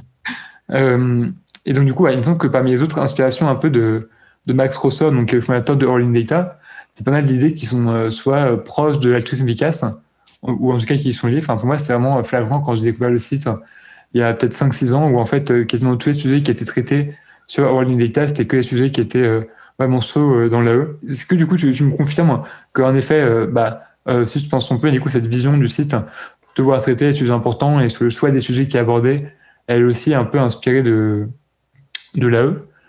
Et du coup, comment All in Data articule son travail avec ces valeurs-là qui sont les siennes, et aussi d'une certaine manière cette vision du monde qu'il veut aussi transmettre. Si on parle d'une vision du monde, forcément c'est pas neutre quand tu fais un tableau sur les causes réelles du changement climatique, ou quand tu fais, moi, un de mes graphes préférés sur Rolling Data, c'est quand j'ai pas une étude de Pour et Mecs de 2018 sur en fait la part des émissions de gaz à effet de serre dans l'alimentation. Et en fait, on voit que le transport, ça concerne vraiment une part très faible. Et voilà, il y a toute une page de Rolling Data sur ouais, non, le transport, c'est une part très faible. Du coup, voilà, c'est pas du tout neutre de faire une page de ça. Et c'est clairement en réponse au débat public où souvent le transport prend une place beaucoup trop importante par rapport à son impact réel. Du coup, je divague un peu, mais ce que j'ai pas, c'est voilà, comment Rolling Data articule son travail avec ses valeurs, quelles sont les conséquences du coup sur son travail, et est-ce que du coup, moi, à mon sens, une qualité de Rolling Data, c'est pas aussi que Rolling Data, parce qu'il a cette vision de dire, OK, on veut s'occuper des sujets importants, et on veut parfois décentrer un peu le débat public quand on pense qu'il n'est pas très bien centré, et passons pas trop des choses qui ont moins d'importance. Est-ce que c'est pas aussi une des valeurs de Rolling Data d'être aussi lié aux choses qui ont un fort impact social? Et je finis ma question qui est un peu longue et enfin, une sorte de commentaire. Et je sais que Romain Espinoza, donc, qui est un chercheur en économie qui s'intéresse à la condition animale, dans son bouquin, il dit que lui, il a un peu une sorte de déclic. C'est un jour, il y avait une publication qui disait il y a 3 types d'erreurs, les erreurs de type 1, les erreurs de type 2 et les erreurs de type 3. Il disait, putain, c'est bizarre, moi, les erreurs de type 1 et type 2, je connais déjà, c'est quoi, de type 3, je connais pas. Et erreur de type 3, d'après le chercheur, c'est comme ça qu'il appelait en fait le fait de s'intéresser à des sujets qui ont un impact social quasi nul. En gros, de faire quelque chose juste pour apposer de la technique ou tout ça. Et du coup, l'INESA, il prend complètement ce contre-pied. On va je balancer plein de bribes de réflexion et de questions. Je te laisse vous débrouiller. Et là, c'est quelque chose d'intéressant et d'intelligible. Pas de souci. Non, mais effectivement, c'est un sujet extrêmement intéressant et dont on parle souvent en interne. À quel point est-ce que chacun des membres de l'équipe et l'organisation un peu dans sa globalité se reconnaît dans l'altruisme efficace. Alors, il faut savoir que sur le plan individuel, bon, je vais évidemment pas parler au nom de mes collègues, mais je pense que tous, déjà tous, je pense qu'on sait ce que c'est que l'altruisme efficace. On s'y reconnaît plus ou moins. Je pense que je suis peut-être la personne dans l'équipe qui l'a plus, entre guillemets, officiellement auto-décrite comme un altruiste efficace. Mais je pense qu'il y a beaucoup de gens dans l'équipe qui sont très intéressés par ces sujets-là et qui se reconnaissent dans beaucoup de valeurs du mouvement. Après, des interactions et des formes de superposition entre l'altruisme efficace et Rolling Data, il y en a plein. Il y a toute une partie tout un tas de phénomènes qui font que l'altruisme efficace irrigue pas mal la manière dont on travaille. Alors, comme tu le disais, il y a un peu déjà la mission de base, cette idée de s'intéresser aux grands problèmes du monde. C'est pas neutre et ça veut aussi dire, implicitement, ça veut aussi dire ne pas s'intéresser aux petits problèmes du monde. Alors évidemment, ça veut pas dire ça veut pas dire que des choses sont totalement sans importance. Et évidemment, typiquement, si on prend les causes de mortalité, chaque mort est regrettable et a son importance. Mais c'est vrai que toute une partie de notre travail, c'est par exemple, on a des articles qui expliquent aux gens le contraste incroyable qu'il y a entre le temps passé dans les médias à parler de terrorisme et le nombre de victimes de terrorisme dans le monde chaque année. Même dans les années où il y a des attentats, des gros attentats, je veux dire. Ce contraste est assez incroyable. De la même manière que, en fait, on parle jamais dans les médias français, par exemple, du paludisme, à part pour dire aux gens de se vacciner avant de faire un voyage agréable, mais qu'en fait, c'est une cause de mortalité évitable qui tue des centaines de milliers de personnes par an. Voilà. Et donc ça, c'est vraiment des choses qu'on essaie de faire, de dire quels sont les grands problèmes du monde, quels sont les grands problèmes du monde qui peuvent être résolus. Donc c'est vrai que par exemple, une grande cause de mortalité dans le monde, c'est évidemment le cancer, mais on en parle moins parce que il y a un peu ce côté un peu mais assez courant dans l'altruisme efficace de c'est pas spécialement une cause négligée et c'est pas spécialement une cause où on pense qu'il y a des solutions très faciles à mettre en place pour changer les choses. Il y a des gens qui se démènent pour travailler là-dessus, mais c'est pas comme si il y avait spécialement des fausses perceptions sur ce sujet. Mais c'est vrai que voilà, du coup, il y a cet aspect altruisme efficace qui irrigue pas mal notre manière de penser les choses. Ça irrigue forcément aussi les sujets qu'on choisit. C'est vrai que quand on décide de se lancer dans une nouvelle page, d'explorer un nouveau dataset, on va forcément tous être influencés par ce qu'on pense être des problèmes importants et on va avoir tendance à prioriser des choses qu'on pense comme étant très importantes. Typiquement, on travaille depuis quelques temps et on espère publier dans pas trop longtemps une page sur la souffrance animale. C'est quelque chose qui, dans la moyenne de la population, serait sûrement quelque chose d'assez bas en termes de priorité, compte tenu du fait qu'il y a tout un tas de sujets qu'on n'a pas encore explorés. Mais c'est vrai que nous, tous dans l'équipe, on pense que c'est un sujet important. Et évidemment aussi par des arguments utilitaristes et d'altruisme efficace. Il y a aussi des superpositions dans l'autre sens, dans le sens où c'est quelque chose, et je suis le premier à m'en réjouir, c'est très courant de voir des graphes d'Award in Data dans des articles d'altruisme efficace, que ce soit dans des livres ou dans des articles sur le forum Effective Altruism ou dans des articles de 8000 Hours ou sur Twitter, juste des tweets de gens du mouvement. Et donc, c'est vrai qu'il y a un peu aussi cet effet qui va dans l'autre sens, de constater qu'on est un site qui, par sa méthodologie et par son envie d'être objectif et factuel, permet aux altruistes efficaces de construire des arguments fiables sur la base de données réelles et notamment d'essayer de quantifier des choses quand on veut essayer de les quantifier. Donc voilà, il y a un peu ce double effet qui va dans les deux sens. J'essaye de repenser aux autres trucs dont tu m'as parlé. Attends, je reprends la question. J'ai aussi une question du coup qui vient comme ça, mais c'est vrai que peut-être qu'une chose que du coup on pourrait reprocher à Award in Data implicitement, c'est de dire du coup en fait vu que c'est vous qui décidez ce qui est important et ce qui n'est pas important, plus ou moins on pourrait du coup lui reprocher, ok, mais quelle légitimité vous avez pour dire ça c'est important donc on le traite et ça c'est pas important. Par exemple, si demain moi j'ai avec sujet Y qui est pas traité sur le site et je vous dis mais si c'est important, je vous assure, en gros, qu'est-ce que vous allez me répondre quoi? Alors, ce qu'on répondrait, c'est que en fait, on a un angle un peu différent, et c'est aussi pour ça que je pense qu'on n'est jamais considéré totalement comme une organisation à eux.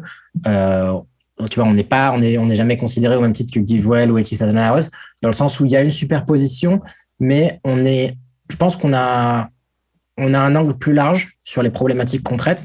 Et en fait, très souvent, ce qu'on va faire, c'est qu'on va quand même traiter le sujet, mais de façon assez brève, justement pour essayer de montrer que c'est pas un sujet déterminant à l'heure actuelle.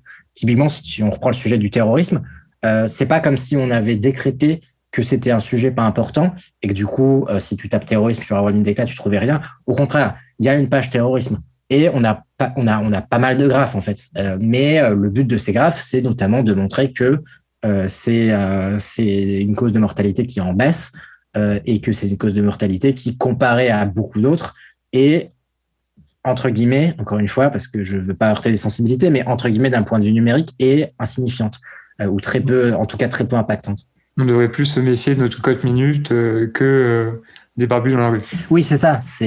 Voilà, parce qu'il y a aussi ça. Il y a aussi évidemment les conséquences politiques de nos croyances et de nos préjugés, et le fait que cette impression que le terrorisme est un phénomène absolument déterminant dans des pays comme la France fait qu'on non seulement on néglige d'autres sujets, mais du coup on a tendance aussi à obséder sur ces sujets-là avec un prix élevé pour le bien-être de pas mal de gens et notamment en l'occurrence de la population musulmane en France depuis une vingtaine d'années quoi.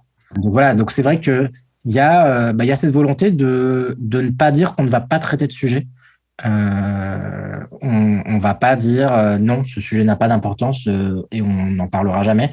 On va plutôt, dans l'idéal en fait, Award in Data serait un peu le Wikipédia de l'analyse des données, quoi, dans le sens où si un sujet est un tant soit peu intéressant, ou en tout cas qu'il est considéré comme intéressant par une partie de la population, dans l'idéal, on aurait des graphiques et on aurait des données sur ce sujet qui permettent aux gens, à minima, de s'assurer qu'il soit important et de le comparer à d'autres choses, etc.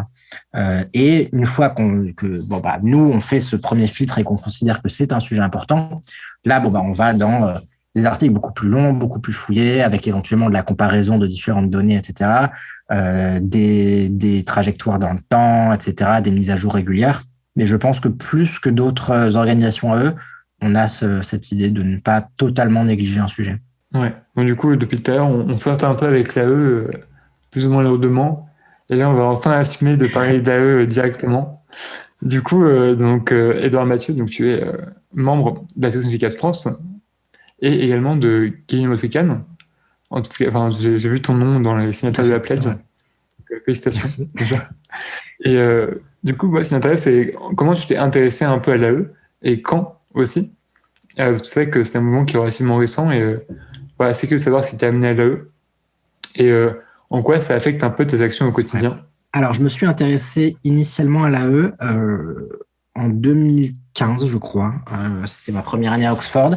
Et en fait, j'ai vraiment découvert le mouvement par un biais que peu de gens mentionnent en général dans le mouvement, parce que je pense que c'est pas très connu, c'est un MOOC. C'était toujours ma période MOOC. Je faisais des MOOC un peu de tout et n'importe quoi. Avec Peter Singer. Voilà, et donc il y a un MOOC de Peter Singer sur Coursera. À l'époque, je pense que vraiment, je ne connaissais pas le concept d'altruisme efficace, mais je pense que je cherchais un MOOC peut-être sur l'activisme ou sur, je sais pas, un peu comment améliorer le monde. Et je suis tombé dessus, j'ai trouvé ça intéressant, j'ai fait ce MOOC. Et curieusement, à l'époque, je me souviens que j'étais très sceptique, parce qu'en fait, moi aussi, personnellement, dans mes lectures, dans mon cheminement de pensée, j'étais beaucoup plus dans une phase idéaliste d'un point de vue philosophie politique. Et c'est vrai que du coup, bah, c'est un peu l'inverse, quoi. Il y a beaucoup de rationalité, de quantification, voilà, en fait, les idées peuvent être, les idées du mouvement peuvent être idéalistes, mais sa mise en forme consiste beaucoup, bon, bah, du coup, à mesurer des choses, à comparer des choses, puisque c'est l'utilitarisme. Et plus optimiser l'existant que vraiment inventer un nouveau modèle. C'est ça. Et du coup, voilà, tu te demandes beaucoup plus comment, sur la base de la situation actuelle, comment marginalement améliorer les choses pour augmenter un peu l'utilité globale de l'humanité. Là où, bon, bah, du coup, dans un procédé plus idéaliste, tu te dis par exemple qu'il faudrait que tous les pays du monde aient accès à un système de santé publique et que tous on travaille moins et qu'il n'y ait aucune inégalité, etc. Et donc c'est vrai que moi à l'époque je me souviens que ça m'avait plutôt laissé un peu sceptique et en fait je pense dans les 2-3 ans qui ont suivi, au fur et à mesure aussi de peut-être d'un cheminement personnel sur le plan de mes lectures. Et aussi le fait que ça m'est resté dans la tête, le fait évidemment d'habiter à Oxford, qui en fait est une ville où tout le monde connaît l'altruisme efficace, où ont vécu la plupart des gens un peu connus dans le mouvement, a fait que voilà, je me suis beaucoup intéressé à ça. Intérêt qui s'est renforcé aussi, du coup avec ce site littéraire dont je parlais tout à l'heure qui s'appelle Five Books, qui est un site pour lequel j'ai fait des interviews. Je me suis retrouvé du coup à interviewer des chercheurs de Cambridge sur les risques existentiels. Je me suis retrouvé à interviewer aussi Will MacAskill sur l'altruisme efficace en général. Et du coup, à chaque fois, à lire les 5 livres que ces gens recommandaient, ce qui fait que ça m'a beaucoup fait faire de chemin sur tous ces sujets pour me retrouver dans une position en 2018 où j'étais très convaincu par toutes ces idées. Et c'est vrai qu'en à peine 3 ans, j'ai fait énormément de chemin et d'un coup, ces idées me paraissaient beaucoup plus convaincantes et surtout beaucoup plus utile et applicable qu'une vision plus idéaliste du monde, dont je pense qu'elle a toujours une utilité. Je suis pas un pur rationaliste qui pense que les idées, au sens un peu, les idées avec un grand I n'ont pas d'intérêt. Je pense que les idées en philosophie politique et notamment aussi la radicalité ont un poids à jouer pour en fait montrer à la société ce qu'elle pourrait être. Parce qu'en fait, mine de rien, l'utilitarisme, c'est aussi mesurer et tenter d'aller vers une forme de bien-être. Et si on se pose jamais la question de ce qu'est ce bien-être, on peut pas avoir de réponse et on peut rien optimiser. Donc, je pense que se demander aussi comment on veut vivre et quelle serait la société idéale, c'est aussi des choses importantes. Et aussi dans le sens où tout ne peut pas se mesurer.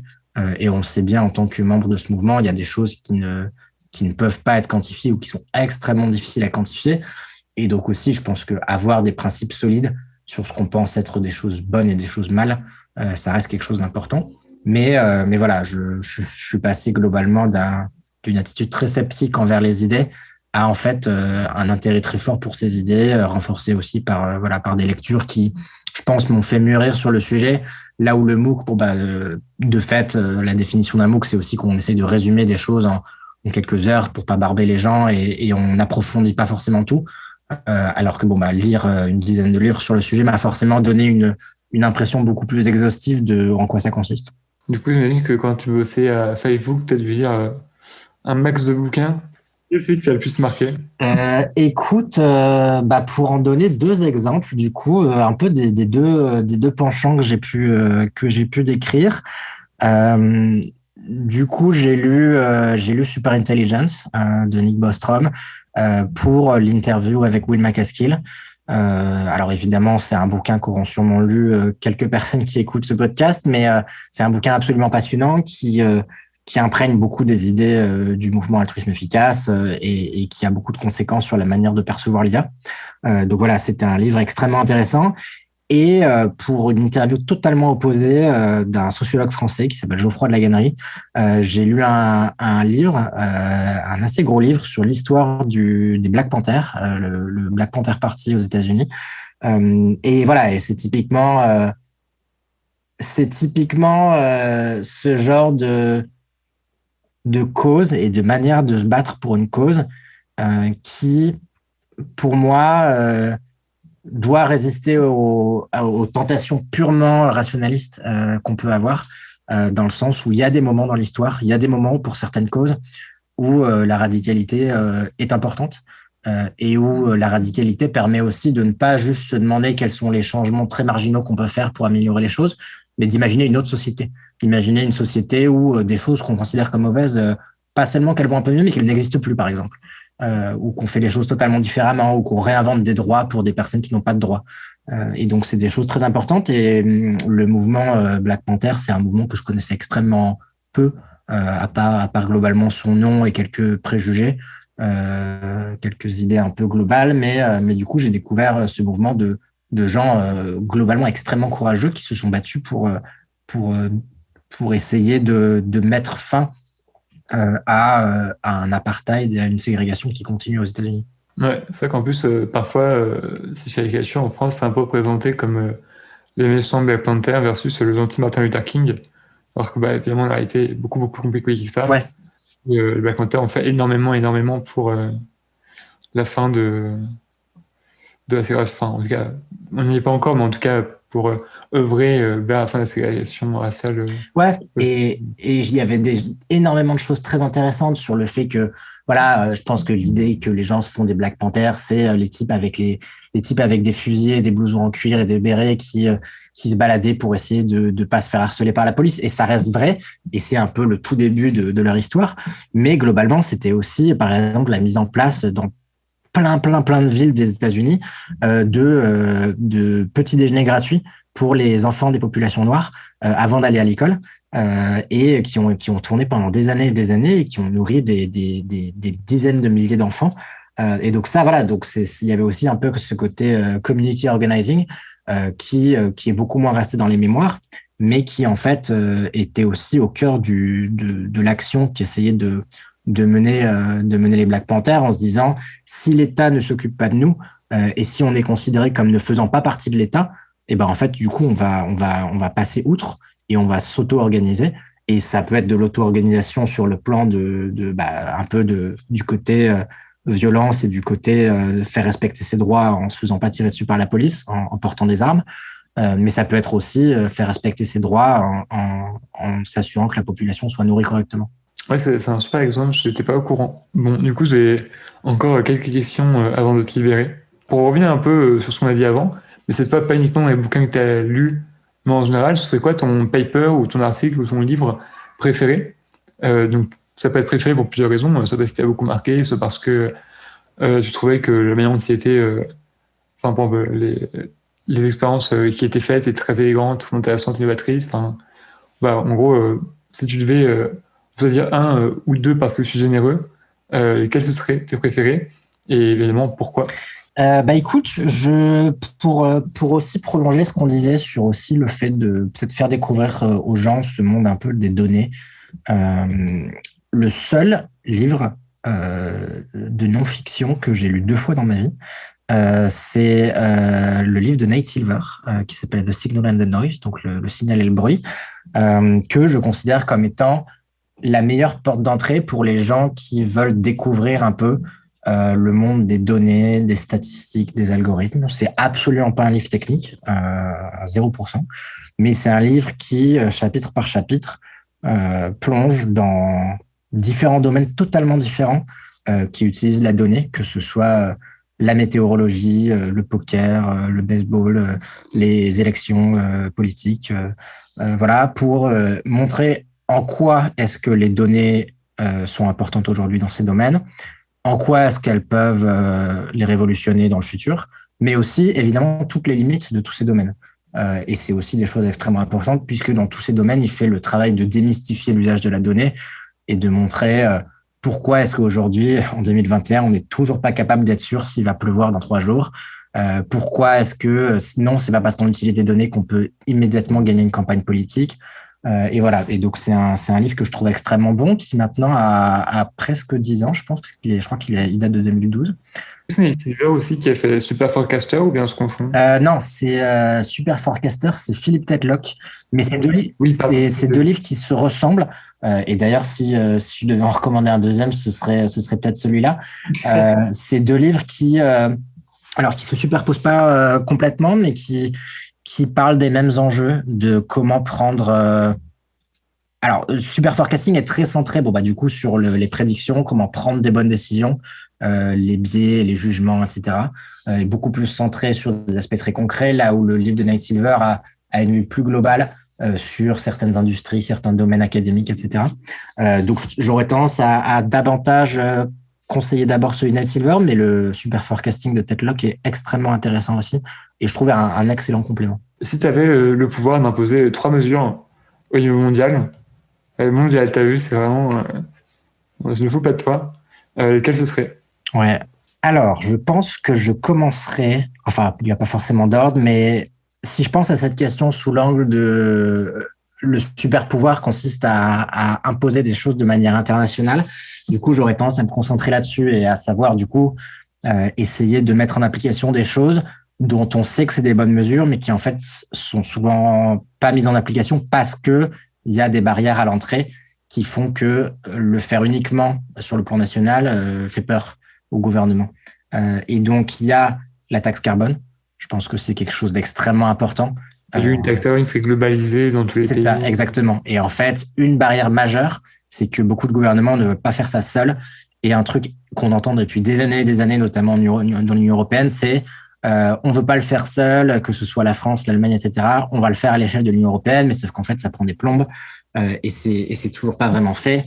D'ailleurs, c'est vrai de quasiment tous les impôts, notamment les impôts sur les risques, quoi. Ouais. Oui, non, mais sinon on le fait pas, sinon on le fait, les risques vont juste aller à côté. Au final, c'est eux qui nous ont. Et bien, sache que c'était très exactement ma deuxième mesure, mais parce que c'est exactement c'est ce que tu dis, c'est exactement la même problématique. C'est une problématique de coordination.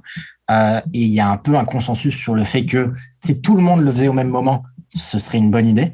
Mais voilà, enfin, peut-être pas sur l'imposition des riches parce que je suis pas sûr qu'il y ait consensus là-dessus, évidemment, sur le plan politique, mais en tout cas sur la taxe carbone, il y a consensus quasi, sur le plan académique que dans les pays où ça a été appliqué, c'est quelque chose qui marche, c'est quelque chose qui a un effet réel, qui est une incitation très forte, qui ne détruit pas l'économie quand c'est correctement fait. Et donc, voilà, je pense que c'est quelque chose qui maintenant est un peu évident, mais il y a une barrière énorme sur la coordination. Et là, on est moins sur un consensus, mais on est plus sur aussi une forme d'idéal éthique. Pour moi, effectivement, le fait de davantage taxer les revenus et les patrimoines sur les revenus et les patrimoines extrêmement élevés, c'est quelque chose, voilà, comme tu disais, il y a un problème de coordination parce qu'il y a une peur réelle, à tort ou à raison, sur le fait que si on taxe les très hauts revenus, les gens vont juste passer la frontière et aller à côté. Mais c'est vraiment du coup une mesure, typiquement, si on se mettait d'accord sur des tranches d'imposition internationales, du coup, il n'y aurait aucune incitation possible à aller dans des paradis fiscaux ou même des pays voisins plus cléments, on va dire. Donc voilà pour les 2 premières. Et la troisième, elle est de nature assez différente. Ce serait un désarmement nucléaire total, mais coordonné du coup. Et c'est pareil, ça repose sur le fait que, et c'est quelque chose que j'avais pas mal découvert et pas mal réalisé en discutant avec les chercheurs de Cambridge qui bossent sur les risques existentiels. En fait, eux m'avaient fait part du fait que, à l'heure actuelle, en fait, l'équilibre qu'on a atteint est plutôt pas un mauvais équilibre, dans le sens où ça repose sur un peu cette doctrine qui consiste à ce que tous les pays qui disposent de l'arme nucléaire savent que, certes, ils peuvent s'en servir, mais que instantanément, eux-mêmes seront totalement annihilés par la riposte. Du coup, on est sur une forme d'équilibre. Alors, un équilibre, certes, pas génial pour l'humanité, mais qui, du coup, est quand même une forme d'équilibre. Et eux me disaient qu'en fait, dans les mouvements de désarmement nucléaire, il y a un risque qui est que, en poussant des pays à désarmer de manière unilatérale, on pourrait rompre cet équilibre et en fait se retrouver dans une situation qui, d'un point de vue risque existentiel et au plan global pour l'humanité, serait beaucoup plus précaire et beaucoup plus dangereuse. Et qu'en fait, par exemple, en actant, je sais pas, un désarmement total des États-Unis, on se retrouvait dans une situation beaucoup plus dangereuse.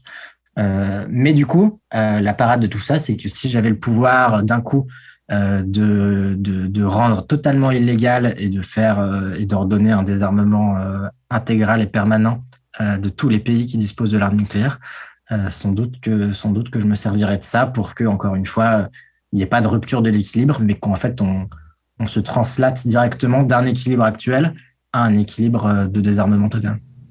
Ouais. Je ne trouve pas très ambitieux parce que tu avais juste pu dire règle numéro 1, rendre la coordination internationale parfaite et hop, tu vois, tu as été frappé en un. C'est vrai qu'en fait, c'est vrai. Mais c'est difficile à mettre en loi. Bah, si c'est simple, c'est juste coordonnez-vous comme je pense que c'est et c'est mieux, tu vois. Mais c'est vrai qu'en fait, si j'avais un réel super pouvoir, non pas de faire des lois, mais d'une espèce de super pouvoir de génie, de changer la manière dont se comportent les gens, tout ça serait résolu juste en disant coordonnez-vous les uns les autres. Mais du coup, pour revenir un peu sur ton troisième point, c'est vrai que je crois que le nucléaire et notamment la question du désarmement ou non, c'est un sujet sur lequel je suis le plus mitigé, tu vois, où j'ai pas l'opinion forte. Parce que je sais qu'à une époque, notamment, j'étais terrifié du nucléaire. Je pense notamment avec les œuvres de fiction qui, tu vois, on en parlait, du coup, qui vraiment moins alerté sur ce problème-là. Mais en fait, j'ai entendu des très bons arguments à la fois comme quoi le nucléaire permettait en fait d'éviter le nombre de guerres. Parce qu'en fait, quand tu sais qu'en face, ce mec peut t'annihiler, t'as même pas tenté petites escarmousses sous crainte d'une riposte énorme. Et donc, en fait, t'as des gens qui argumentent très honnêtement, enfin, en toute sincérité, que en fait, le nucléaire a réduit le nombre total de morts. Mais le nucléaire militaire, parce que du coup, en fait, ça a évité des conflits qui sinon auraient pu s'enliser, s'embrouiller, etc. Typiquement, je sais pas, si l'Afghanistan avait le nucléaire, probablement qu'on n'y serait pas allé et qu'on n'a pas eu un conflit comme ça. Je dis pas que ça aurait été, mais tu vois, j'en sais rien, juste je note que ces arguments existent. Et en même temps, ma peur, je pense que c'est aussi tout à fait fondé de dire, on a quand même une arme qui peut annihiler des millions de gens d'un coup. C'est peut-être pas super d'avoir un truc aussi puissant, un outil aussi puissant. J'avais vraiment pas, tu vois, à trancher avec, le nucléaire, l'arme nucléaire, c'est bien parce que du coup, on évite des conflits qui sinon auraient lieu, mais du coup, là, n'ont pas lieu parce qu'il y a ces armes de dissuasion. Et où, en fait, non, c'est quand même une épée Damoclès qu'on se tape en échange et ça vaut pas le coup, quoi. Ouais, et c'est vrai que et je pense qu'il n'y a pas de façon idéale de résoudre le problème. Et en plus, effectivement, c'est typiquement un domaine où j'ai tendance à beaucoup plus écouter que m'exprimer parce que je manque aussi beaucoup de connaissances fondamentales sur ce sujet. Mais effectivement, il y a des arguments dans les deux sens. Moi, du coup, ces chercheurs de Cambridge m'avaient beaucoup plus parlé de ce sens-là. Et c'est vrai que j'avais réalisé que c'était un excellent argument. Et voilà. Après, c'est vrai que moi, un peu comme toi, j'ai tendance à avoir un peu un rejet de tout ça qui m'incite à en fait vouloir le désarmement. Et notamment, j'avais beaucoup réfléchi à tout ça parce que en 2015, j'avais visité Hiroshima. Et c'est vrai que quand tu es là-bas, il y a tellement de sites, de mémoriaux, de choses émouvantes que en fait, t'en sors en te disant mais c'est quand même incroyable qu'en fait 60 ans plus tard, on soit non seulement toujours en capacité de faire ça, mais que cette capacité soit décuplée, quoi. Et qu'en fait, ça pose problème à personne. Et qu'on n'en parle jamais. Globalement, c'est un sujet qu'on n'évoque jamais aux infos, c'est un sujet dont on débat jamais en société. C'est extrêmement secondaire. Personne n'en parle. Dans les campagnes politiques, tu vois jamais des partis se focaliser là-dessus. Les partis, à la limite, débattent beaucoup plus de l'énergie nucléaire que du désarmement nucléaire en France, par exemple. Donc, c'est vrai que c'est assez dingue. Mais du coup, il y a quand même cet argument de dire qu'il y a une forme d'équilibre là-dedans. Et comme tu disais aussi, je pense que c'est pas pour rien que En fait, il y a eu beaucoup de guerres, ce qu'on appelle des guerres proxy depuis la fin de la Deuxième Guerre mondiale, où en fait les grandes puissances s'affrontent dans des terrains locaux par le soutien financier à un pays contre l'autre ou dans des guerres civiles, mais qu'en fait il n'y a jamais de confrontation ouverte entre les États-Unis et la Russie ou les États-Unis et la Chine.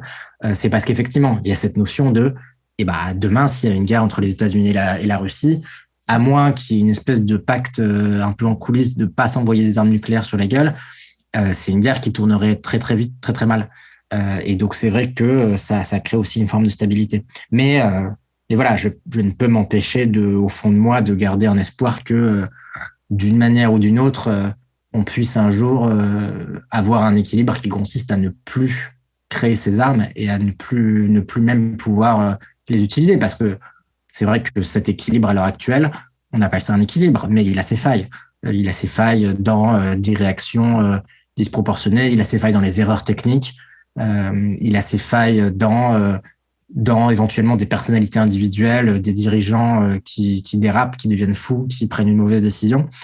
Et c'est vrai que je pense que c'est quelque chose c'est un discours qu'on a un peu plus entendu entre 2016 et 2020 autour de Trump sur le fait que c'était quand même assez dingue qu'il ait ce pouvoir et que qu'est-ce qui se passait si d'un coup il pétait un peu un plomb, il décidait de faire ça.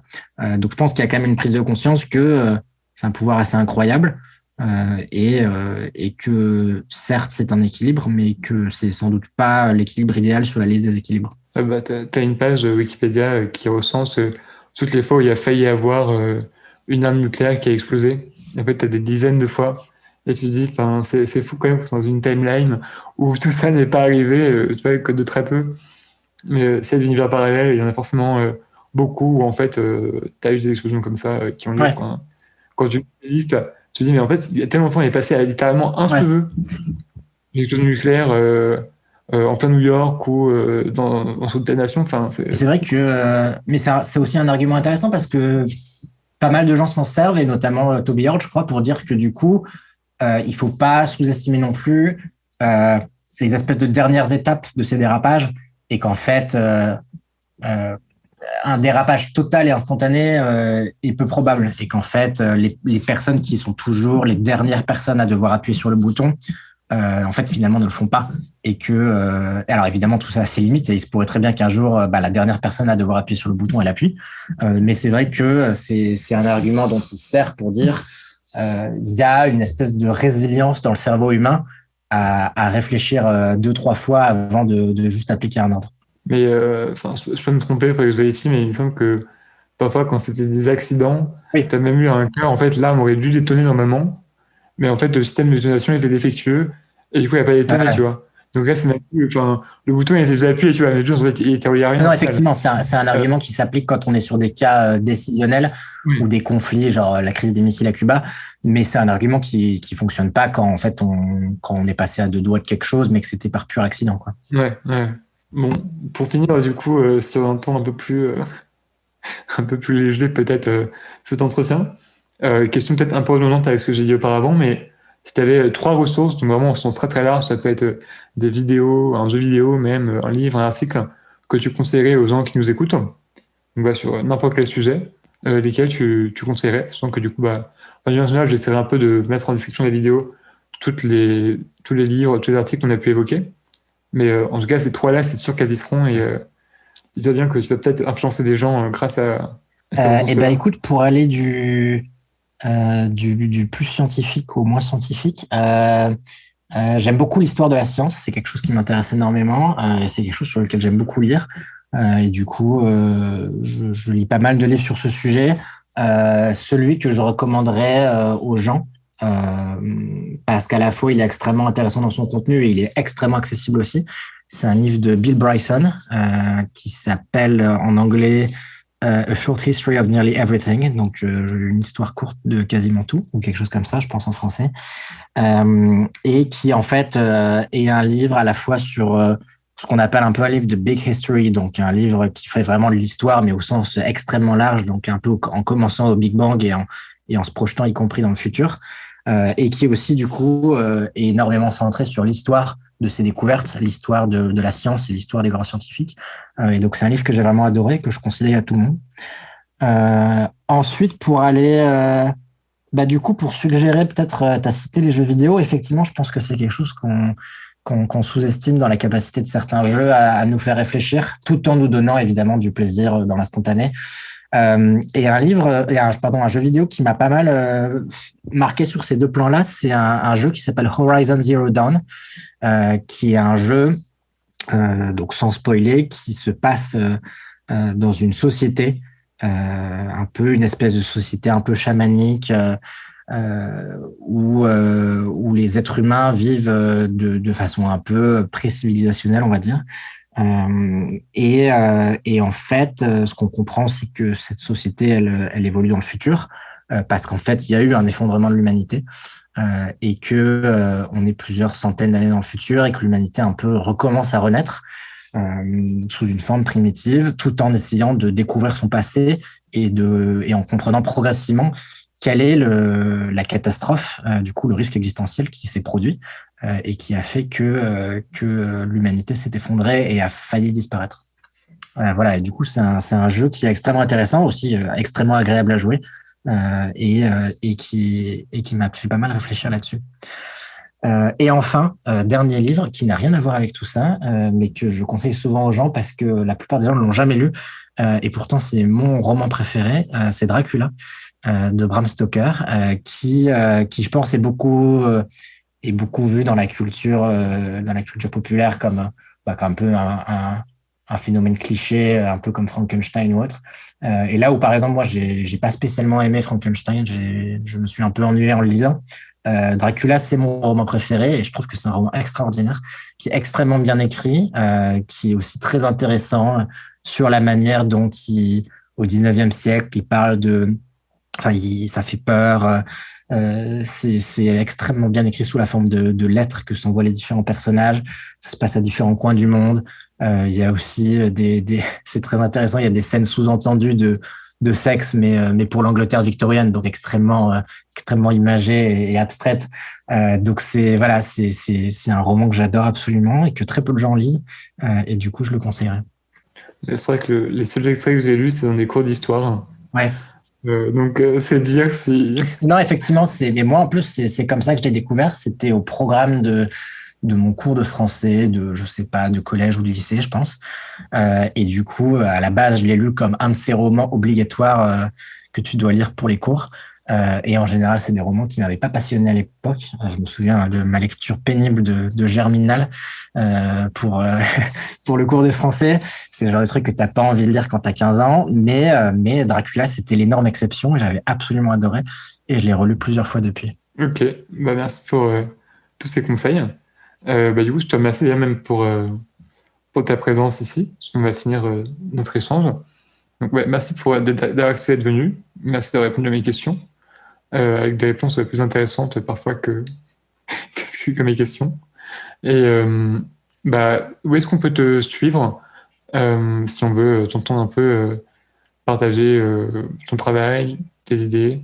Alors, je pense que le mieux, c'est Twitter, même si je le dis sans détour. En ce moment, je parle beaucoup de vaccins, surtout. Voilà, si les gens sont pas du tout intéressés par les vaccins, c'est peut-être pas le meilleur moment pour me suivre. Mais l'idée, c'est que j'espère que dans les mois qui viennent, j'aurai de moins en moins l'opportunité de parler de Covid et de vaccins, et de plus en plus de parler de tous les sujets qu'on a évoqués et d'autres, parce qu'effectivement, c'est davantage ce qui me tient à cœur. Et même si je peux me rendre utile sur le Covid, j'espère que ce sera bientôt plus nécessaire.